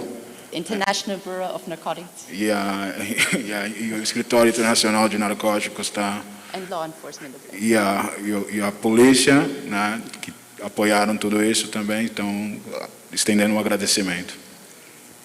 Very good. So I would like to thank every single one of you for being here, because I know it is getting late. It's very late for me. It's the middle of the night at the moment, so I'm a bit tired, but thank you all so much for being here and for all the work that you do every single day. And I can see, by actually taking out time of your very busy days actually and being here, coming here tonight and hopefully being with us until the end of the conference. Quero agradecer a todos que se esforçaram para estar aqui, que estão aqui até agora, e gostaria também de agradecer pelo empenho de vocês e espero que nos próximos 3 dias vocês compareçam e aproveitem de todo o evento. So thank you everyone for being here and thank you very much Jacob for Muito obrigado. Muito obrigado. Boa noite.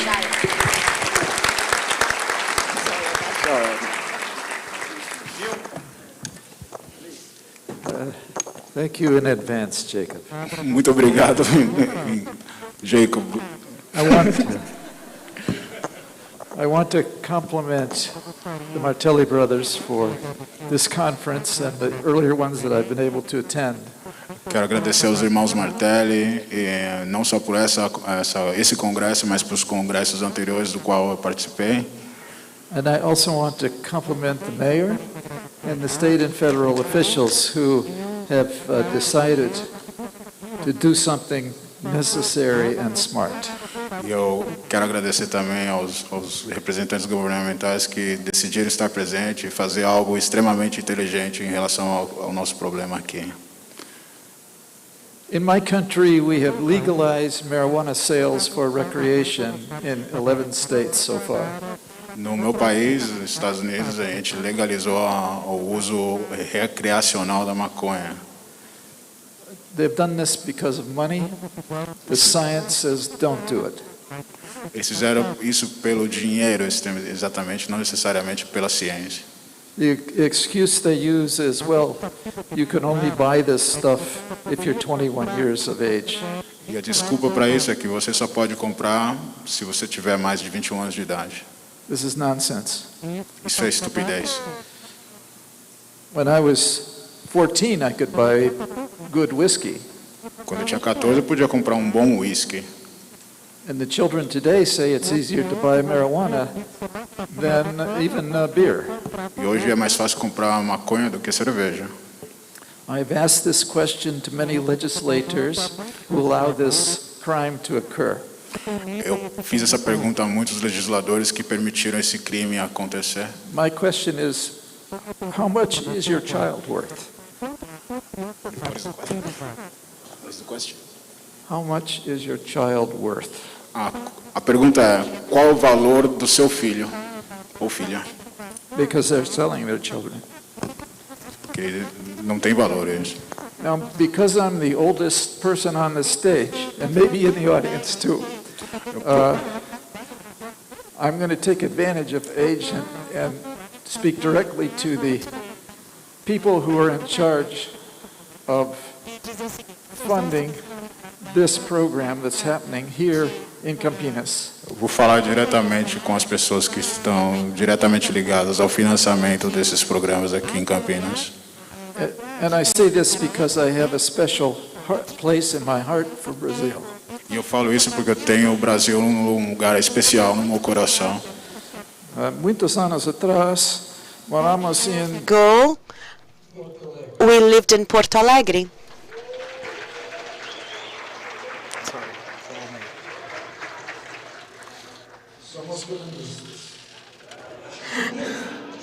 So we support Grêmio, the soccer team, the local team, soccer team. We made our son down here. A gente concebeu nosso filho lá no sul. And when I'm not mad at him, I think kind thoughts about Brazil. Eu tenho esse carinho pelo Brasil. Okay. So here's what I want to say to the people Que vai o que who eu quero matter. dizer para o pessoal aqui na mesa. Good intentions don't make any difference to stopping people.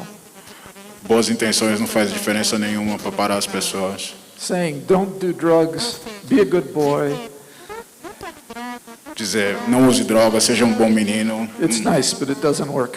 É bonito, mas não funciona. Platitudes of any kind don't work. Gentileza de nenhuma forma funciona. Prevention works, A prevenção funciona. but prevention is not good words. It's using science, using proven techniques to persuade children to avoid these instruments of death. A prevenção ela serve para desenvolver tools, instrumentos para que a gente possa acabar com esse comportamento. You need science to win this battle. If you avoid it, you'll make the same mistake that our older people have made over the years. Se a gente evitar a ciência, a gente vai cometer os problemas que já foram feitos há muitos anos atrás. Os erros que foram feitos há muitos anos atrás. The therapeutic community has made heroic efforts. We are putting unbearable stress on that community. A gente está sob muito estresse dentro da comunidade. And we are doing that because prevention has been good works, good words, and good platitudes, but no results. A prevenção, que a gente pode resumir, ela tem sido feita de muito boas palavras, mas poucos resultados. The prevention community needs to step up and do the work that it can do. A comunidade de prevenção precisa dar um passo à frente e fazer o trabalho que precisa fazer. And that's what we are working to do and why this conference is being held. Thank you very much. E é por isso que a gente está aqui, e é por isso que esse evento está acontecendo.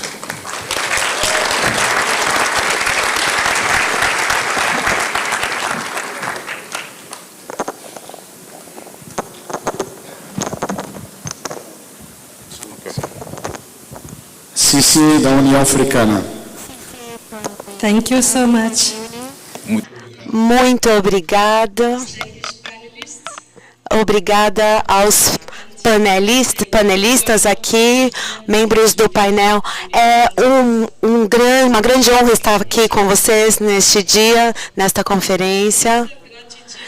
Eu gostaria de demonstrar a minha gratidão a todos os organizadores do evento Free Mind, da União Africana também, porque acredito que essa discussão seja uma discussão muito importante, a discussão contra o uso de drogas.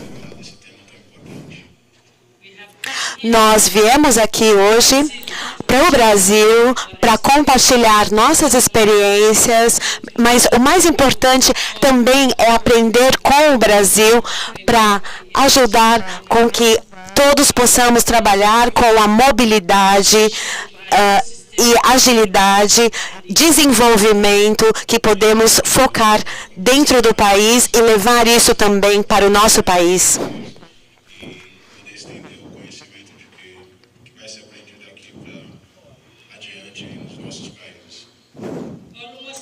Percent of Africa population is under the age of 25, making Africa the world's youngest continent.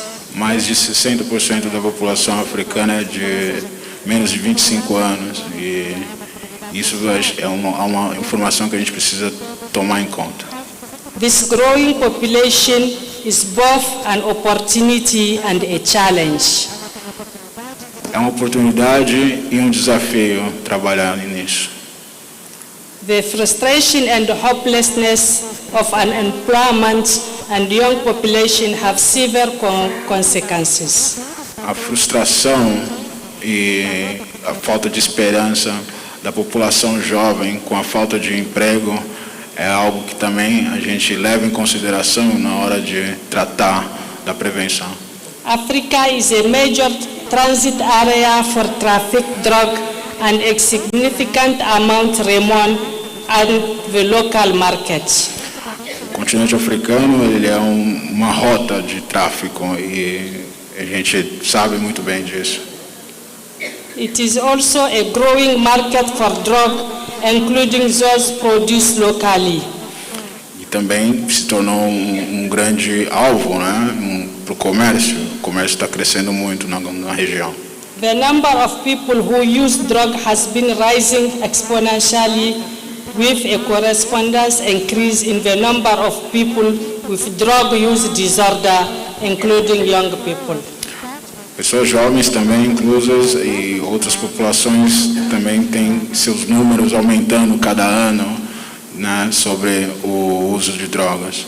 The African Union is working with its member states to implement the overarching Continental Drug Action Plan. Whose main goal is to improve the health, security and socio-economic well-being of African people. Estamos trabalhando pelo bem-estar, não só de saúde, mas também econômico do povo africano, com auxílio Free Mind, a União Africana está aqui para poder levar esse conhecimento para frente. Our mantra is to protect our young people, provide them with quality education and equip them with skills. O objetivo é proteger a população jovem, dar habilidades, dar capacitação a eles e preveni-los de todos esses problemas. So we are here to learn from you and to share our experience of the African Union. Então estamos aqui para trabalhar com vocês, aprender com vocês e compartilhar um pouco da nossa vivência e experiência. Muito obrigado. Thank you.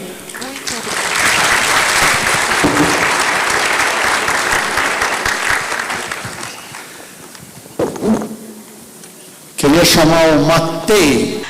I'd like to invite Matei Kosser. I'd like to hand over to him.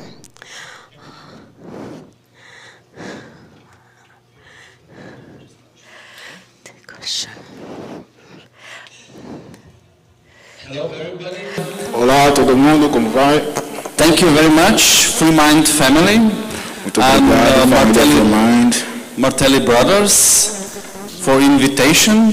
I'm honored to be here. Muito obrigado aos irmãos Martelli pelo convite. Eu estou honrado de estar aqui.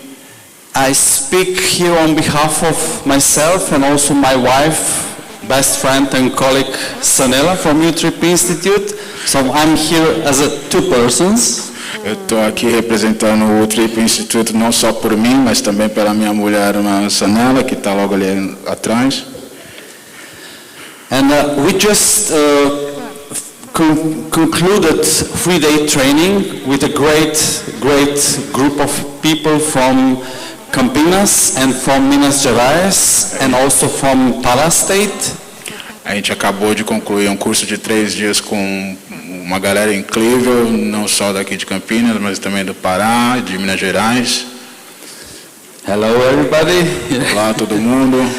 I feel exhausted at the moment, but my body wants to be in bed already, but my soul is really honored and pleased to be here with you tonight. Eu estou bem exausto hoje, né? Meu corpo ele gostaria de estar deitado na cama, mas minha alma está realmente necessitando estar aqui e eu estou realmente grato.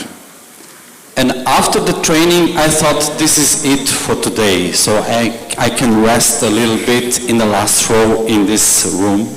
Então depois do treinamento eu imaginei que estaria meu livro, né, para descansar, mas.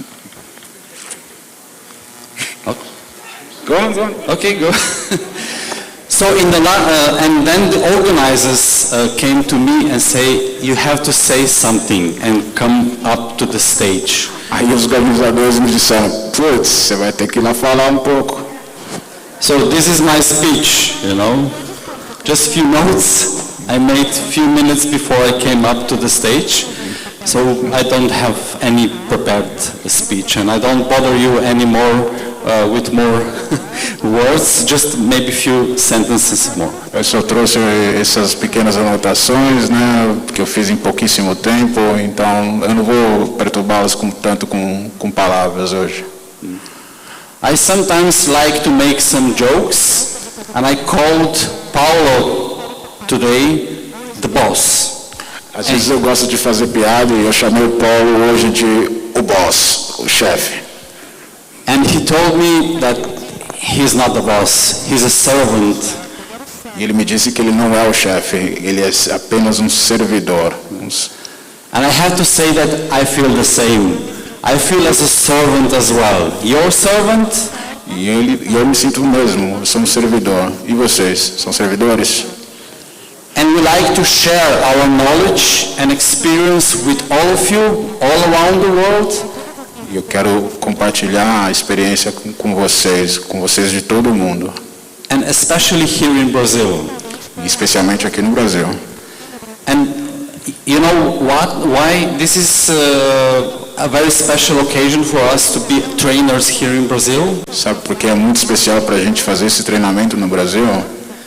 Because we feel a passion, a wish to learn and the heart, you're all here with the heart and you want to change the situation in your cities, your states, and your country.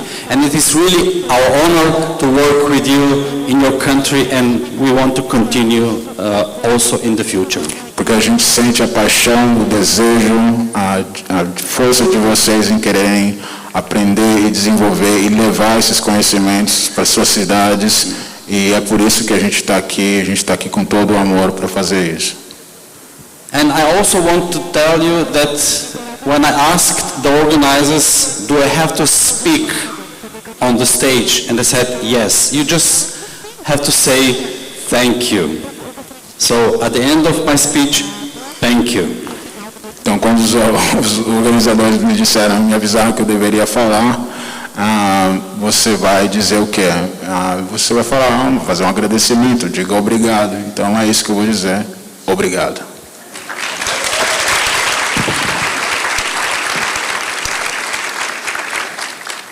Para encerrar, And to wrap it up, I'd like to hand it over to Dedé. Dedé, could you please take the microphone? Who was here with us in 2019? Could you please raise your hand? Who was here in 2019?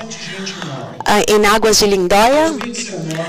Back in 2019, Dr. Quirino, known as our dear Quirino, he introduced us to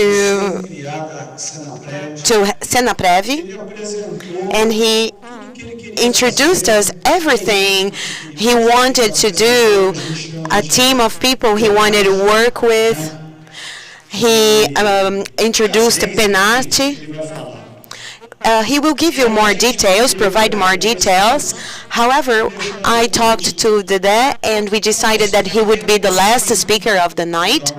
And the intention here is to prove you that you can change a country when you do the right thing, when you do the kind of work you do with love and dedication. So I'm a living proof of that, of how much Quirino travels around Brazil. He visits a lot of places, and he gets to know the reality of many places. So I'd like Dedé to give a speech. He actually has a lot of political background, a better political background than me, and then Dr. Quirino would be the last speaker of the night. Thank you. I believe that unity cannot be built overnight. It needs to be built with consensus. And consensus is only possible when we have discussions and dialogues, open dialogues, and humility. And that's how we did it. Back in 2012, we started working together, we joined forces, and we built FUNARTE. Free Mind. Dr. Augusto Cury, Father Haroldo, they were the pioneers, the strength that we needed back then to build this unity. Science, of course, represented by Dr. Augusto, and the faith represented by Father Haroldo in our first conference. They all showed the 3,000 attendees at IMB that no matter, no, really, it doesn't really matter if it's through faith or through science, but someone can get recovered and should have the chance to recover from an addiction and live a long and happy life. So that was the first message we delivered back then. And this message is what brings us back here tonight. I personally think that, by the way, Matei, since you have the interpreter now, Matei was one of the persons I met before starting. And pay attention to this. I usually say that in a room, when I am in a room with you guys, it can be 2, 10, or 1,000 people. I feel that I'm the one who doesn't know anything about drug prevention. Really, I feel like I don't know much. But now, when I talk to Matei, to his wife, his son, I was unable to talk to them because I don't speak English fluently. So I was incapable, I was unable to thank them. However, because we have a translator, I'd like to say thank you. And and when I hugged you, and I hugged your wife, and I hugged your son, I hope that hug can be a symbol of how thankful I am for you guys. Also my brother, who has been working with me and throughout this project. So a big thank you from the bottom of my heart, because you're part of something that we've been designing for so long. We've focused on the strength and unity. I'd like to thank God, first of all, my family, Fernanda, Maria Eduarda, Maria Eugênia, and Juninho, Little Junior, my brother, of course. Maybe we would never have a free mind that brought us so close to each other as this one. So I actually feel this inner peace because I'm closer to you now. I told Gisele the other day, and Paulo's team and my team, I told them when I got here at 4:30 p.m., I spoke to Gisele and I said, Gisele, I'm at your disposal. I'm here to do whatever you want me to do. So Gisele, Samuel, the boys who help and support us, I'd like to say that even though we are not always close, physically close, I believe that God's presence and God's strength, they both have always united us. And unity is not easy, really. It's a daily exercise. When Confenarte was founded in 2011, then we got inspiration to have a free mind in 2012. But God, back then, had already started inspiring us to defend our beliefs, this unity that we believe in, a unity that comes from God. I talk about Jesus Christ a lot. I usually don't talk a lot about drug prevention, but I talk a lot about Jesus Christ, because Jesus Christ is a source of inspiration, is a real source of inspiration for us. And when I see the four of you, Alberto, Célio, Hélio, Rolf, who, by the way, said could not be here, but here he is, I see and I remember Lúcio, the moment that we were at Father Haroldo's institution back in 2019. It was the kickoff that we needed, and it's such an honor to be part of this community. You, not because you are the president of Funamerge or Father Haroldo's Institute, no. I'm very honored because Father Haroldo means a lot to us, and he deeply touched our hearts. So I may state that if it weren't for Father Haroldo, we would not be here today. We've done a lot, of course, but if it weren't for him, we would not be here, right? And 3 weeks ago, we had this program with homeless people. We have this program every 3 months. We got 20 homeless from Cracolândia, and we drove all the way to the mountains, And when we got to the mountains on this bus with the homeless, we spent 3 days over there. It was like a retreat. We had several activities. We practiced faith. And at the end, we had a barbecue with them. There was no alcohol, by the way.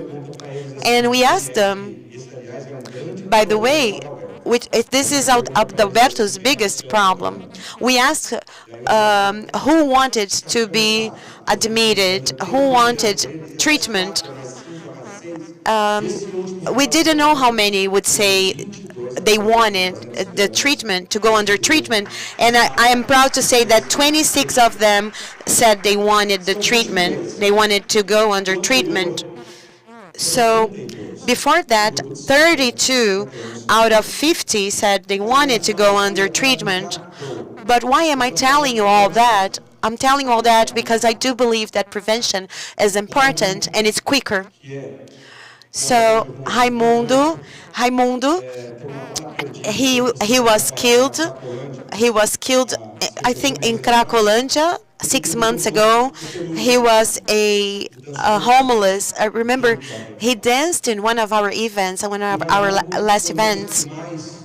He was very engaged, and he felt the love of our group. And before leaving, he said, "Dede, I'll be back home and I will start a new life." And he didn't have the chance to have a new life because he was killed by a bullet. He could not have a new life, the opportunity of having a new life. And many of you know that once you are homeless or you are in this vulnerable situation, you are very likely to die on the streets, because there can be shootings, there can be several other threats when you live on the streets. So I'd like to say for each and every one of you that we have the responsibility of working on drug prevention. Prevention is the key, right, to avoid triggers. A father who doesn't see the importance of giving his children a healthy life so that his children will never seek or do drugs, this father is irresponsible. Teachers who do not understand the importance of their work because they are working with children and they need to pay attention to the danger of drugs. A government that does not care about children and teenagers or their servants. They don't care. A government that doesn't give enough training, doesn't provide enough training to its servants, does not show that it cares about its population. So, Dr. Quirino, I'd like to hand it over to you now. I'm sorry, I think I'm running a little bit out of time, but I will hand it over to you. And we have an obligation to discuss the best way to fight this public issue, this health issue. We need to save many other children's lives, youngsters that can have a different future, a better future. And I had lunch with a very good friend of mine. He has been working with me along with the homeless, and he told me today that he spent time with his mother. His mother has Alzheimer's disease, and she doesn't even know who he is. She doesn't even know his name anymore. She doesn't even know that he's her son. She fell down, she broke her femur, and he told me, you know what, after 30 years, I could spend the night with my mom and sleep in the bed with my mom. And while I was doing stuff on my iPad, I heard this noise. And I thought it was some kind of a noise from the monitor, right? The hospital monitor. So when I got closer to her, I heard her praying. And he said to his mother, "Mom, what are you doing?" And his mother said, "I'm praying." "But Mom, do you know how to pray, my dear Father and the Mary, Holy Mary?" And they prayed together. That was a magic moment. And he told me that for the first time they prayed together. It was a wonderful experience, a mother and son experience. So this is the power of spirituality. This is the power of God. Even if you have Alzheimer's, you still have faith. So that person, that old lady, his mother, one of my best friend's mother, taught us a lesson. God exists for eternity. And as Dr. Quirino said, in order to build unity, we need to join forces so that we can make people's lives easier and better. So I hope that in the upcoming 3 days, we can do that together. God bless each and every one of you. I'll hand it over to Dr. Quirino now. Thank you so much. Dr. Quirino, you can turn if you want to watch, okay?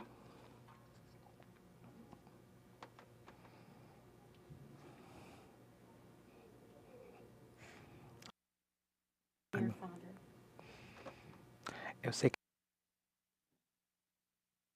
isso.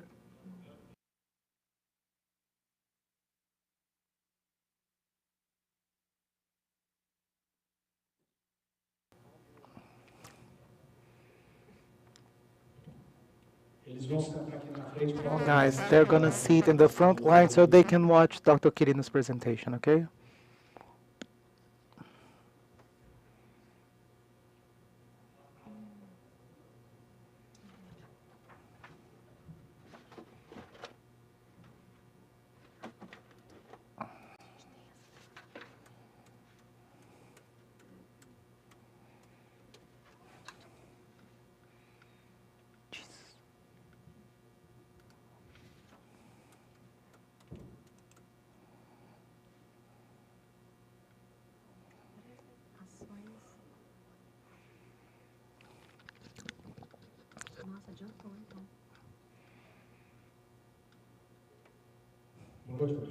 Good evening, all. I would like to say that it's a huge pleasure, a huge honor to be here today in the Free Mind 2022. I've been here in 2019. As our friend Paulo said, I had the chance of presenting to you guys the changes that we've just implemented in terms of the national policy and the national law on drug prevention. And 3 years after that, the idea here is that we're able to debate on the initiatives that we're implementing and how we have been progressing in terms of the federal government initiatives. I'm really happy to be here today. I really want to thank the brothers Martelli for this opportunity. And I would like to say that everything that we have been facing in Brazil, it's a very difficult situation in terms of the action that the federal government has been doing so far. So our KPIs, they were quite poor in terms of outcomes. And that's the reason why in 2019, we published the new national policy on drug prevention. And for the first time in Brazil, we wanted to create a policy that acted against suicide, so as well as chemical dependency. So we actually need to address all the issues regarding suicide and drug prevention. And because of that, these results, they are not favorable in Brazil in terms of public policies for drug prevention. And we implemented those changes, and we presented this in Free Mind in the opening session back in 2019. And 3 years after that, the idea here is for us to present the actions that we have been creating stemming from these changes in the law. So our idea is that we present this to you as an accountability session, because the public manager they should be accountable for what they do in terms of society. And we also want to thank you all. We have huge partnerships here for the federal government in terms of drug prevention, but also drugs rehabilitation for those who are chemically dependent. We from the federal government were chosen to develop our work along with you guys, along with civil and society, so that we're gonna be able to develop this in a more meaningful way.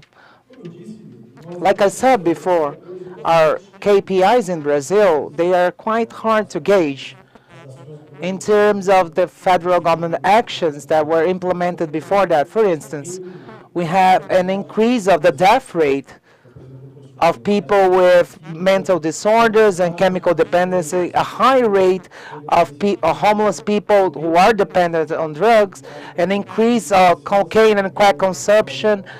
There are many crack colonias, an increase of retirement due to drug use, a huge prevalence of chemical dependency in jails, a higher rate of suicides, patients awaiting beds to be committed in medical services and healthcare without being able to access the proper treatment. In this scenario,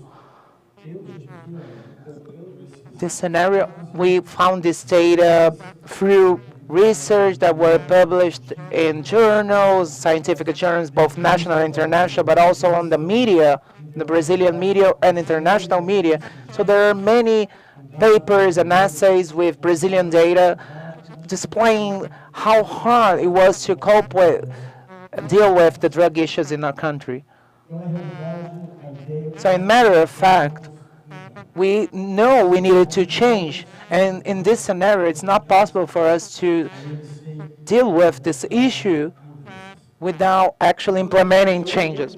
So because of that, in 2019, we published the new federal law through a presidential decree 1997 after the new drug policy, which was published in 2019. And we also published the drug prevention law. In 2019, we split down all the competencies and responsibilities of drug prevention in two fronts. The first front is regarding the drug demand and offer, and this was, the Ministry of Justice was in charge of that. And in terms of demand reduction, prevention, and rehabilitation, went to another front, the Ministry of Citizenship, in which there is a new secretariat, which is called Senapred. And with Senapred, I was able to be in charge of this front. So by splitting down those fronts, we were able to focus more on each of those two fronts. So this was the first thing that we innovated in terms of policy. So on April 11, 2019, we published the National Policy on Drugs, a presidential decree. We published a little bit after that the new law on drugs, the 13,840, the number of the law. A lot of you were involved in that. And as you can see, my close friend Edu Cabral, my close friend Adalberto, he's from Fazenda Esperança in Brasília, the Federal Senate, and we were working with the connection and link for the new law on drug policy on that occasion.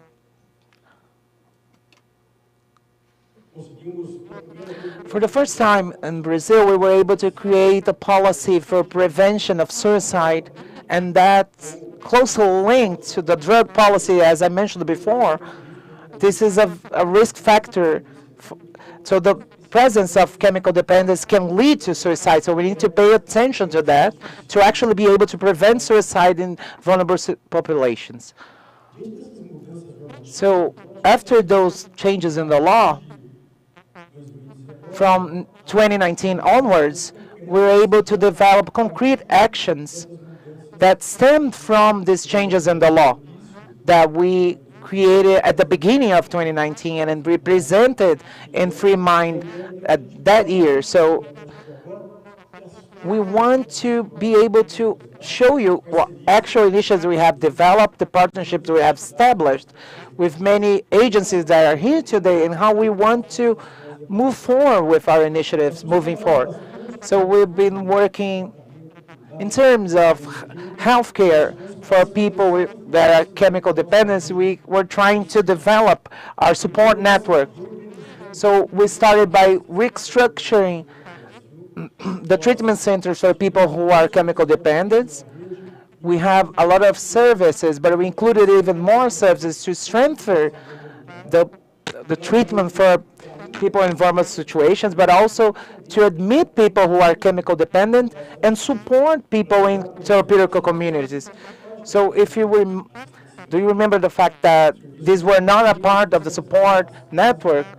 So we have many other places that were included in that, like psychiatric hospitals, emergencies, psychological centers. So people who were chemically dependent in Brazil, they were really fragile and vulnerable. Unfortunately, in Brazil, we have been seeing a lack of support because of this issue here that I'm presenting. So we're trying to reorganize it and restructure it by including other services within the support network and the healthcare network so that we can actually have a wholesome support for chemical dependent people. So those who need treatment, they actually need to have access to it. So if the case is more severe, they need to be admitted in a hospital, in the ICU.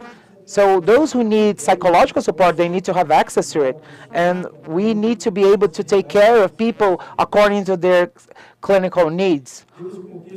So within this context, as I mentioned before, we try to restructure the support networks, taking care of people who are chemically dependent at all those levels. So to talk about the therapeutic communities, we have been working a lot towards the expansion of those entities. So in 2018, the federal government was subsidizing a bit more than 2,000 beds in those units. Now we expanded that, and now we have 17,000 beds. So approximately 700 units are being subsidized by the federal government in Brazil. And we want to expand that even more with more federal government subsidies so that we're able to mitigate the bottleneck in terms of access to those types of care. From 2019 to this date, we have been able to support a lot of people in those therapeutic communities, more than 120,000 people. 120,000 people that were able to restart their lives, to start over. So this round of applause is actually meant for you guys. You that have helped us so much, and you guys are helping the federal government much more than we are helping you. So with the therapeutic communities, we're also trying to organize the law and the framework that rules as communities. So when I talked about the law on drugs, for the first time ever, we have a paragraph that states, which is paragraph 6. When we published this decree, we included the therapeutic communities as a part of the support network in the law. And we have this gap in terms of legislation for hosting teenagers for therapeutic communities. So we published back in CONADI, the Committee on Drugs, this new law that supports hosting teenagers in therapeutic communities. And it's quite outstanding or unusual that people try to reverse this law, but we were able to defend that in the Supreme Court, and this resolution is still standing and in force. So we're able to host teenagers in therapeutic communities.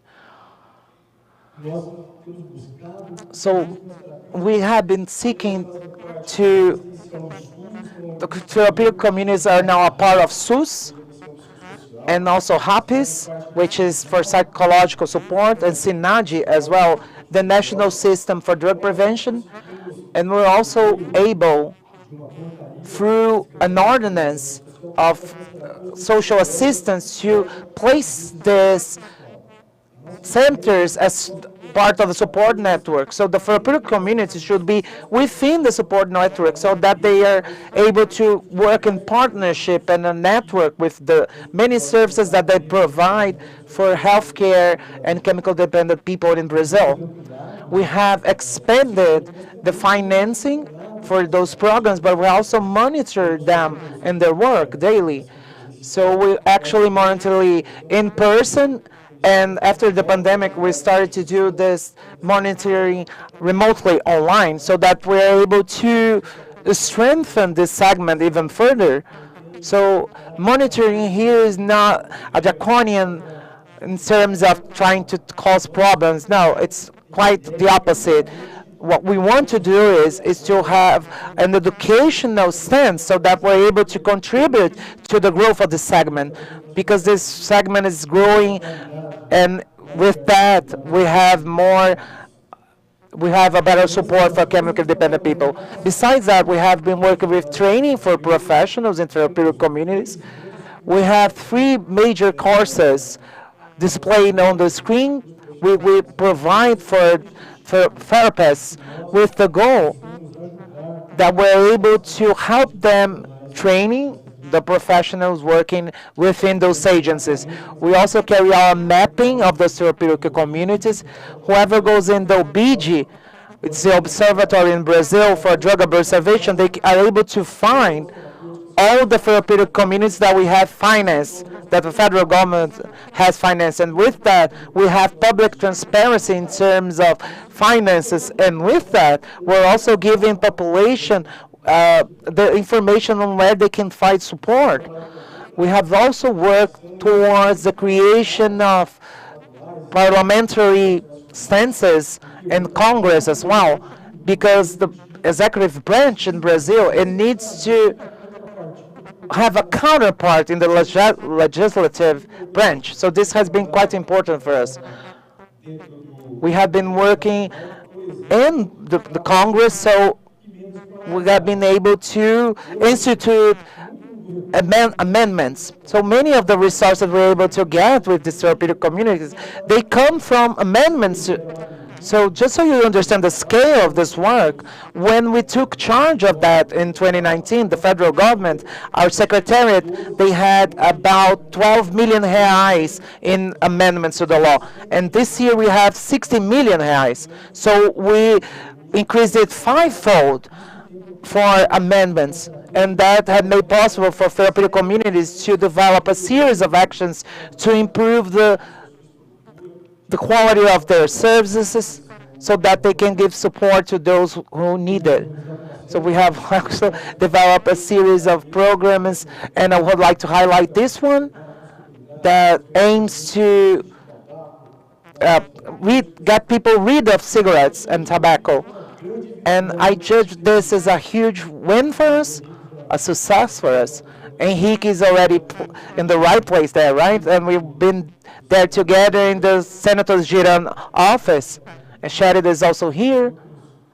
So we have other colleagues and peers that I'm not able to identify now in that picture. But we were able to develop a very important work within the Brazilian Parliament. And we were able that the SEBA's law on philanthropy was expanded to therapeutic communities. So we had a huge debate in the National Congress, especially in the Federal Senate, but we were able to do it, and this is restructure of the segments because we're able to strengthen the segment even further.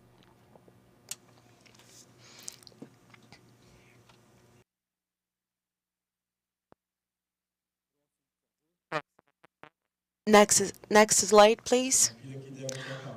I think I ran out of battery. My battery is not working. All right, next.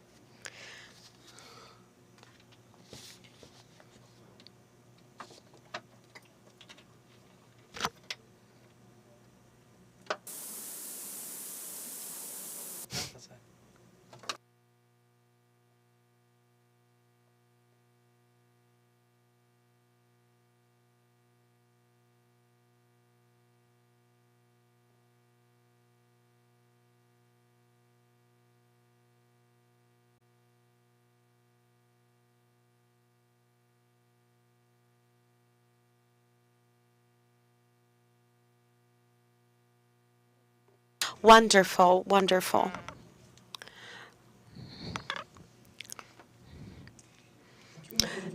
As you can see here, I think this is a very important thing. Oftentimes, we discuss how effective some therapeutic approaches are, and there are several studies worldwide, studies that are carried out by really renowned institutions that focus on science and focus on how important the work provided by therapeutic communities is. So we do believe in quality. We believe that we need scientific proof in order to support people. We have had much more financial resources to help people who were living in vulnerable conditions or even living on the streets, people who had lost their homes during the pandemic. So we count on family support. We've worked with one of the 4 biggest groups in Brazil, Pastoral da Sobriedade, Grupo Esperança Viva, which is connected to Família Esperança and the Blue Cross in Brazil. We've also worked along with anonymous groups, which the idea is just to create a big network to focus on recovery in our country. So the group works with the anonymous groups. I'd like to highlight this specific project that we have with the anonymous narcotics. And people can call for free, and they can get enough guidelines if they are facing adversities and problems with drug abuse.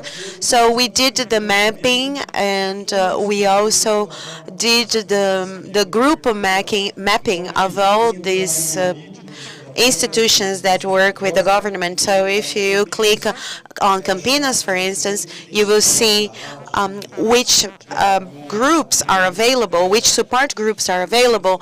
Grupo Esperança Viva, Pastoral da Sobriedade. Anyway, all these groups, because the idea is to help the population to find help. And of course, when in regards to anonymous groups, we have a strong scientific evidence that these groups are very helpful and play an important role in regards to recovery. Also, is strengthening the admissions services. Patients that have problems, very serious problems with drug addiction. So we have expanded the admissions program, and we wanted to make it all legal in the sector. We have agreed with the medical community to create laws that can back these patients. We have also worked with psychiatric hospitals that work with these patients who suffer from some kind of chemical addiction, and the psychiatric hospitals that can create programs that will help these patients recover. What's interesting here is that the new legislation, the 13,840, has a federal law that is quite tangible, and it backs up the involuntary admissions. Just bear in mind that you cannot have a 15-year-old admitted just because he smoked pot. No, I'm talking about a different profile of patient, someone who represents a threat to society, someone who is unable to make decisions for himself or for herself. So someone who has lost even the notion of right or wrong. So this is why we decided to include the involuntary admission law. And when we worked on the laws, Datafolha, the local newspaper, they carried out a survey, and they came out that 8 out of 10 people supported this initiative. And when the interviewer explained why, what kind of patients were actually strong candidates, they even supported even more. So the support rate went up to 90%. So anyway, this is an interesting data, because when we talk about a voluntary admission, there is a lot of criticism. People say that it doesn't work, that it's not efficient. However, the chemical dependence, sometimes they need the involuntary admission. Otherwise, they cannot find full recovery. So the idea, once again here, is to pinpoint and to approach all the needs. Another service that we've been getting support from the federal government. As you know, some people criticize the federal government. They say that the federal government has not backed up us. It's not true. Ever since 2019, we've been getting a lot of support from the federal government. We don't get access to this information, especially from the psychiatric wards, but we do get support for communities. Just for you to have an idea, this was the last bill that we passed in the Congress, and we have been increasing our support, our financial support, throughout the country. So I'm here to defend the federal government, because yes, the federal government does support the therapeutical communities. They may not invest or support the psychiatric wards, but they do support these therapeutical communities.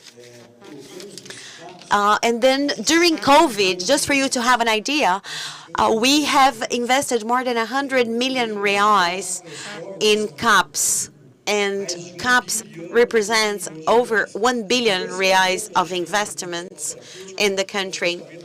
So our budget reaches up to 230 million reais. All the other services provided by CAPS represent many millions from the federal budget. So we have several services provided by RAPs, and still we hear a lot of people criticizing the amount of budget that is channeled to chemical dependency and drug addiction. So this is another program that we've worked on. We do focus on mental health and and drug abuse and drug addiction prevention throughout Brazil. The Ministry of Health published the mapping here of the country and all the actions carried out in the country. We also have had a lot of actions in our community for social reintegration of a lot of people who suffer from drug abuse or drug addiction. So we created this the center of reference for chemical dependency with the third sector, prevention, focused on prevention of drug abuse and drug addiction. We believe in prevention, but we also believe in institutions that work with training, research, and so on. Let's call we have the CERIDEC, the Reference Center for Chemical Dependency, and is an institution that gathers several therapeutic communities, and they represent a large chunk of all the research that is carried out. They also represent a large number of training courses. It's wonderful to be able to count with several partners throughout Brazil, partners that help the federal government to carry out this wonderful program in order to fight drug abuse and drug addiction. So Secretary Paulo Gustavo has already mentioned this action, this program. However, we called it the Narco Traffic's Apprentice. We've had passed two laws, Law 12886 and 34322. Anyway, so we were able to pass these two laws. And these two laws, they actually play an important role, because if you have a drug dealer or a drug gang, and they can actually have their belongings and their properties, their vehicles sold, and all the money that is generated in these auctions, they are actually, all this money is channeled to the community, so it goes back to the communities. So anyway, there we can have donations of helicopters, of yachts and ships, expensive belongings, expensive properties that these drug dealers have. We can actually have bids, have auctions, and use this money and towards helping the community. We have reached several records in regards to drug apprehension, and especially in the border with Paraguay, we were able to arrest drug dealers and to get more than 500 tons of marijuana, for instance, in the Paraguay border and throughout Brazil, the Brazilian territory. So we've also worked on drug prevention and organized crime.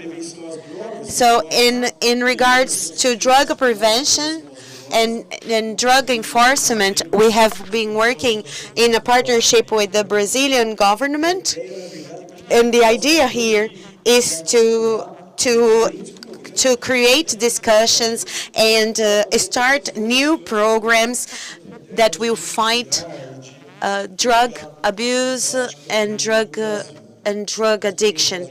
In Brazil, we have several programs that are sponsored by the federal government. This was the first program that we had to fight drugs and to prevent drug use. We, in partnership with schools, and we also partnered with ProEd, as you can see here. We had people from São Paulo, from Brasilia. They are great partners, and we have this partnership in regards to drug prevention in schools and also teachers training throughout the country. So it's a program that can be carried out in all schools. We also partnered with sports and athletes. So we do believe that sports should be a part of our children's lives, and every city should focus on that. Everyone can help. Like, you see this guy here, this little guy here? He looks like his father, right? This little guy here is my son. And he was playing rugby when this picture was taken. Anyway, so the point here is that you get all young people involved and understand how important playing a sport is. We also have 2 important programs for family prevention. We work with families, and sometimes we think that these programs can be very expensive. They cost a lot of money, but it's just the opposite. If you get the family together and everyone gets involved, you get more results. And we should think how we could implement more actions with families. We've also worked on drug prevention in several communities. And we worked on this program, Tamo Junto, We Are Together. It's a coalition in Brazil. We are going to be signing this in Brasilia next week, right? And thank you so much for the partnership, by the way. We've been talking about it for a while, haven't we? Yes, we have. All right. So this is a prevention program focused on tourism. So we do believe that we should have touristic activities in order to promote drug prevention here for specific groups such as women, pregnant women, mothers who are breastfeeding, and also the indigenous people. So the last Indian Day here in Brazil, we had an action with drug prevention action with an indigenous community. And I should also mention, right, Paulo, this is an important program. It's prevention and training. We've been working together ever since 2019, and we've had so many actions together, right? I'm very thankful. We also have suicide prevention, as we created a national policy of suicide prevention. And we've had several managers involved in partnerships, important partnerships, such as the Brazilian Psychiatry Institute and the Ministry of Health, that has promoted several actions in order to prevent suicide, especially among people who suffer from drug abuse or drug addiction. So we've worked with CVV, and they have a hotline that they can call to. It's 188 and 322. So they have 188 as a hotline, as a suicide prevention line that they can call. We also worked in partnership with the Ministry of Infrastructure and the National Traffic and avoid accidents and car crashes. Also the use of legal and illegal drugs. So we worked with this prevention of legal and illegal drugs, and we developed these actions with the drivers. This is an important program called Criminality Reduction. So we've been working on the reduction of suicide, of homicide rate in Sao Paulo, for instance, chemical dependency. Fortunately, we've been able to get really great outcomes because just to give you an idea, in 2017, Brazil had more than 65,000 homicides. And last year, we had 40,000 homicides. You see, so from 65, we went from 65 to 40,000. So our goal, our objective is to these numbers, these homicide numbers, to drop even more in Brazil. And we do believe that numbers have been dropping due to our actions and our preventive actions. All right, so we launched a tender process, and many people that were involved in the tender process is here, and we're going to help with the subsidy for prevention projects with those entities, with the goal of progressing and moving forward with this initiative. So Brazil, in terms of prevention of alcoholic intake, we adopted the SAFER project of the Pan American Health Organization, and we have also worked in Congress for a change in the law in terms of ads for alcohol. So it's important to stress that once more, I know everyone here knows it and everyone is tired of hearing that, but it's super important to pay attention to the intake of legal drugs, because the intake of legal drugs is, the access to them is much easier and the damage is also considerable. So we have been working against all the actions that try to reduce control of illegal drugs like marijuana, so like Anvisa, the National Congress, the Supreme Court, and the UN. So to wrap it up, the drug prevention issue, I'm going to bring up two examples of how we have been using scientific data to adjust some programs in Brazil. The first is the Tamo Junto program. So it's the Brazilian version of Unplugged. And when it was put in force, we carry out this survey, and we identified that this program was not preventing the use of drugs. It was actually helping people to use drugs, particularly alcohol. So we were able to identify where the problem was located, and we were able to revert it. And nowadays we have this program that is very efficient. So we have the Tamo Junto version 2.0 so this version was done after this restructuring. Now we have been working with ProERG. So we have some researchers from ProERG that are helping us to identify where we can find the issue so that we're able to move forward.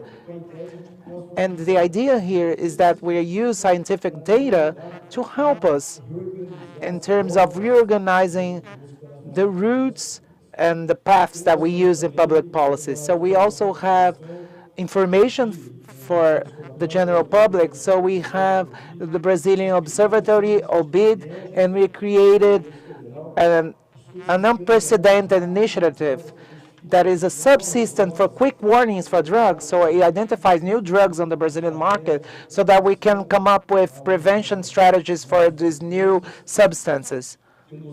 We have also published textbooks and many materials on drug prevention. We have subsidized many researchers, and I would like to highlight one of them. We have a huge gap in Brazil, a 10-year gap with no census in terms of drug use in the country, and we have been carrying out along with the Federal University of São Paulo, USP, and by December this year we probably have our first outcomes.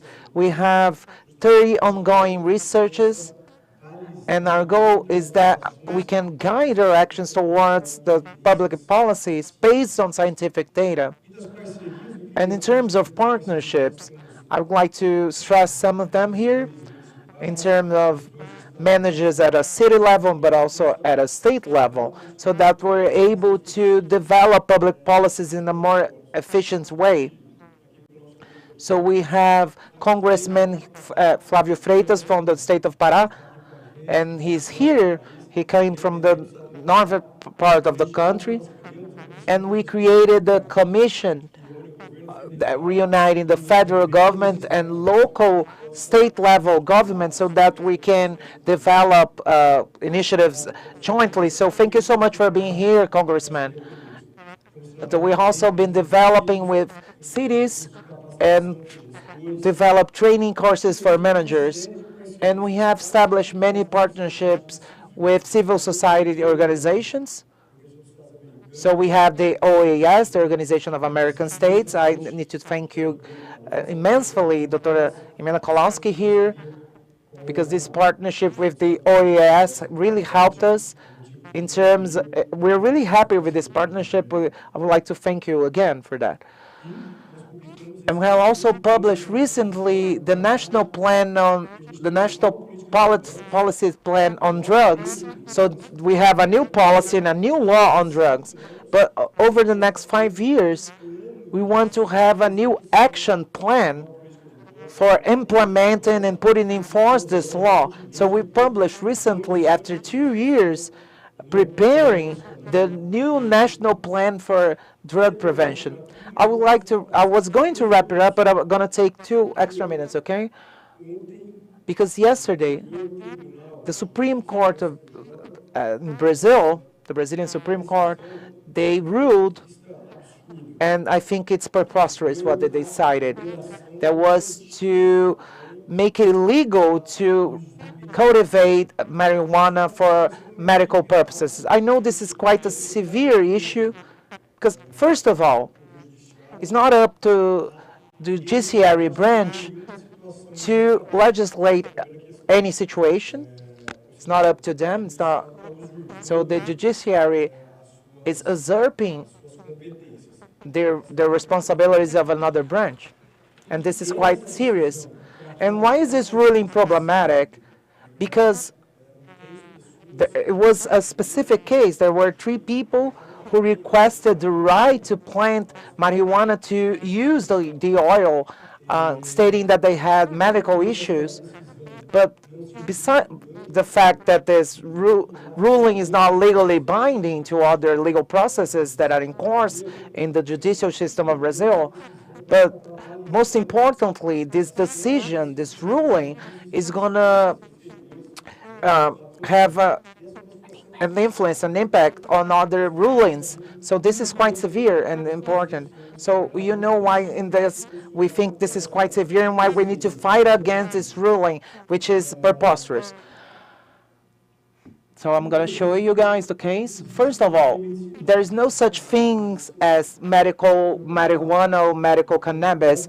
Marijuana presents serious issues to the health of users, and that has been scientifically proved.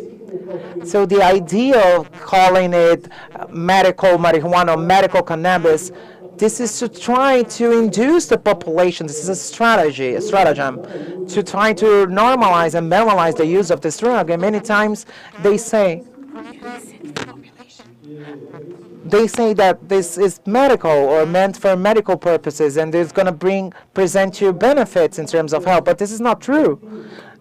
And there are many agencies, scientific bodies here from São Paulo actually brought a public note published by the medical board from São Paulo, and they told that medical cannabis is not a proper term, because if there's such a thing as a therapeutic action of cannabis, it's just, it comes out from components of the cannabis. But if you extract the oil from the plant, you actually, the individual will have access to many harmful substances as well, not only the cannabis. So we need to understand that better. So out of the hundreds of components present in cannabis, we have cannabidiol, which has a therapeutic action for specific diseases. The others they have no therapeutic action, or they are actually harmful to the person's health. So it's important to bear in mind that Anvisa, they published back in the end of 2019, beginning of 2020, resolutions that allow for Brazilians to use medication with cannabis-based medication. So in Brazil nowadays, if you need to use cannabidiol, you have Anvisa's ruling which allow for you to prescribe this medication, to purchase them and to sell them, but also to record them in Brazil, and even to produce that in national territory. So we have Brazilian labs that are producing those medications. So it doesn't make sense for you to plant marijuana in your backyard to drink this oil. So there are even medications in Brazil that are allowed by Anvisa. So this can be commercialized in Brazil. So this ruling doesn't make sense.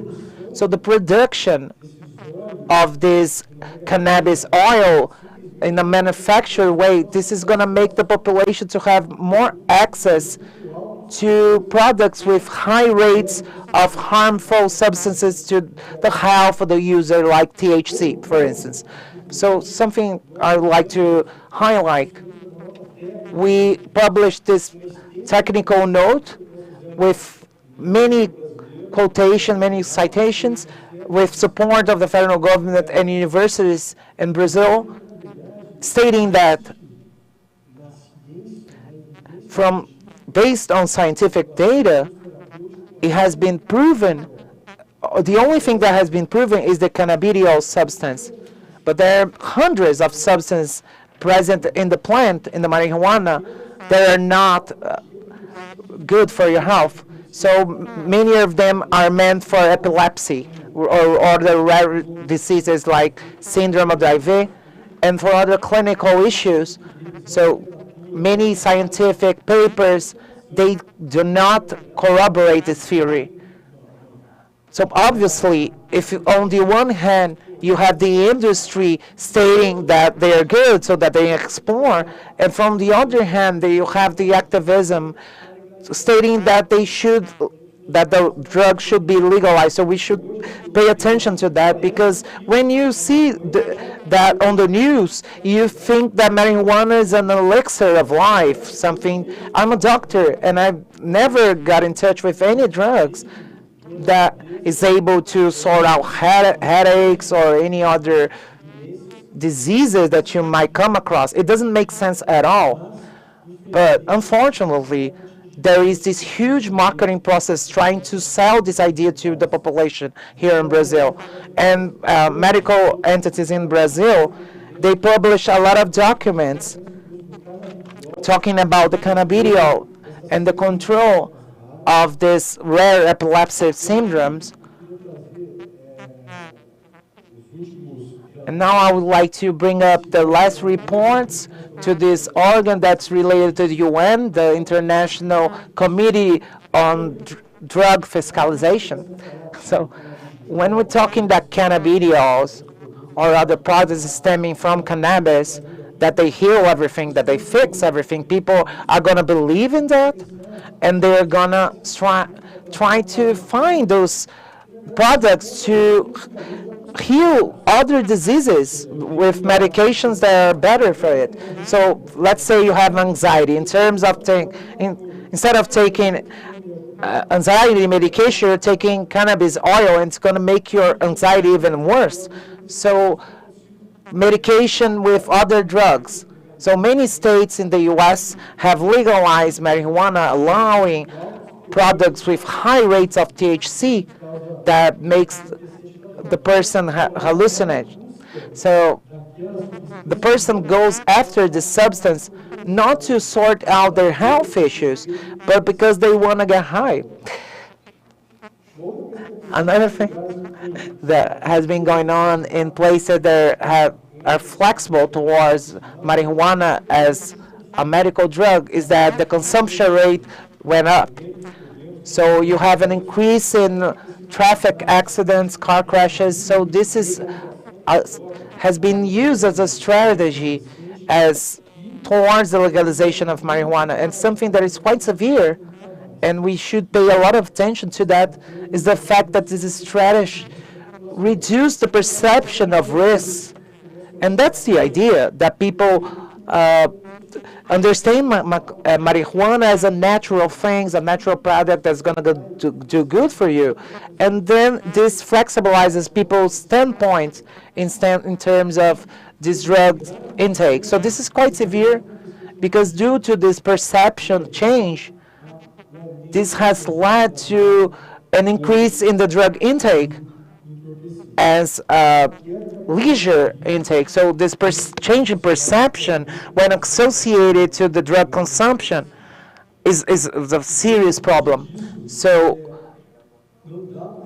when you see that, we cannot accept in Brazil that we have made it legal to produce medications that stem from cannabis, and you cannot allow people to plant marijuana. And just to wrap it up, it's quite interesting the fact that when the bill 13993, so Bill 1993, when it was in Congress up for approval, the Minister of Justice, they published this notice expressing their concern about that, which is how hard it is to monitor this in Brazil. If the person has a headache and they state that if they're going to take medical products stemming from cannabis and they're going to be good and they can plant that in their backyard, so who's going to be able to monitor that if they're planting 6 plants or 60 plants and they're actually going to sell it afterwards? So that's the issue we got to pay attention to. This is a risk that we are facing. This is a real risk for Brazilian society, and we need to really express ourselves against that. So I would like to take this time, because I think it was really important that we mention everything that for this debate especially. So that's all I had to say. And also I want you to know that next week we're going to have the 4th seminar between segments for prevention, awareness, and combat against drugs in Brasilia. And I want to see you guys there, okay? Thank you so much. Thank you so much for the partnership. And we're going to move along together. Thank you very much, Dr. Quirino. All right, I have three announcements to make, okay? Don't forget your headsets, all right, because you will have simultaneous translation.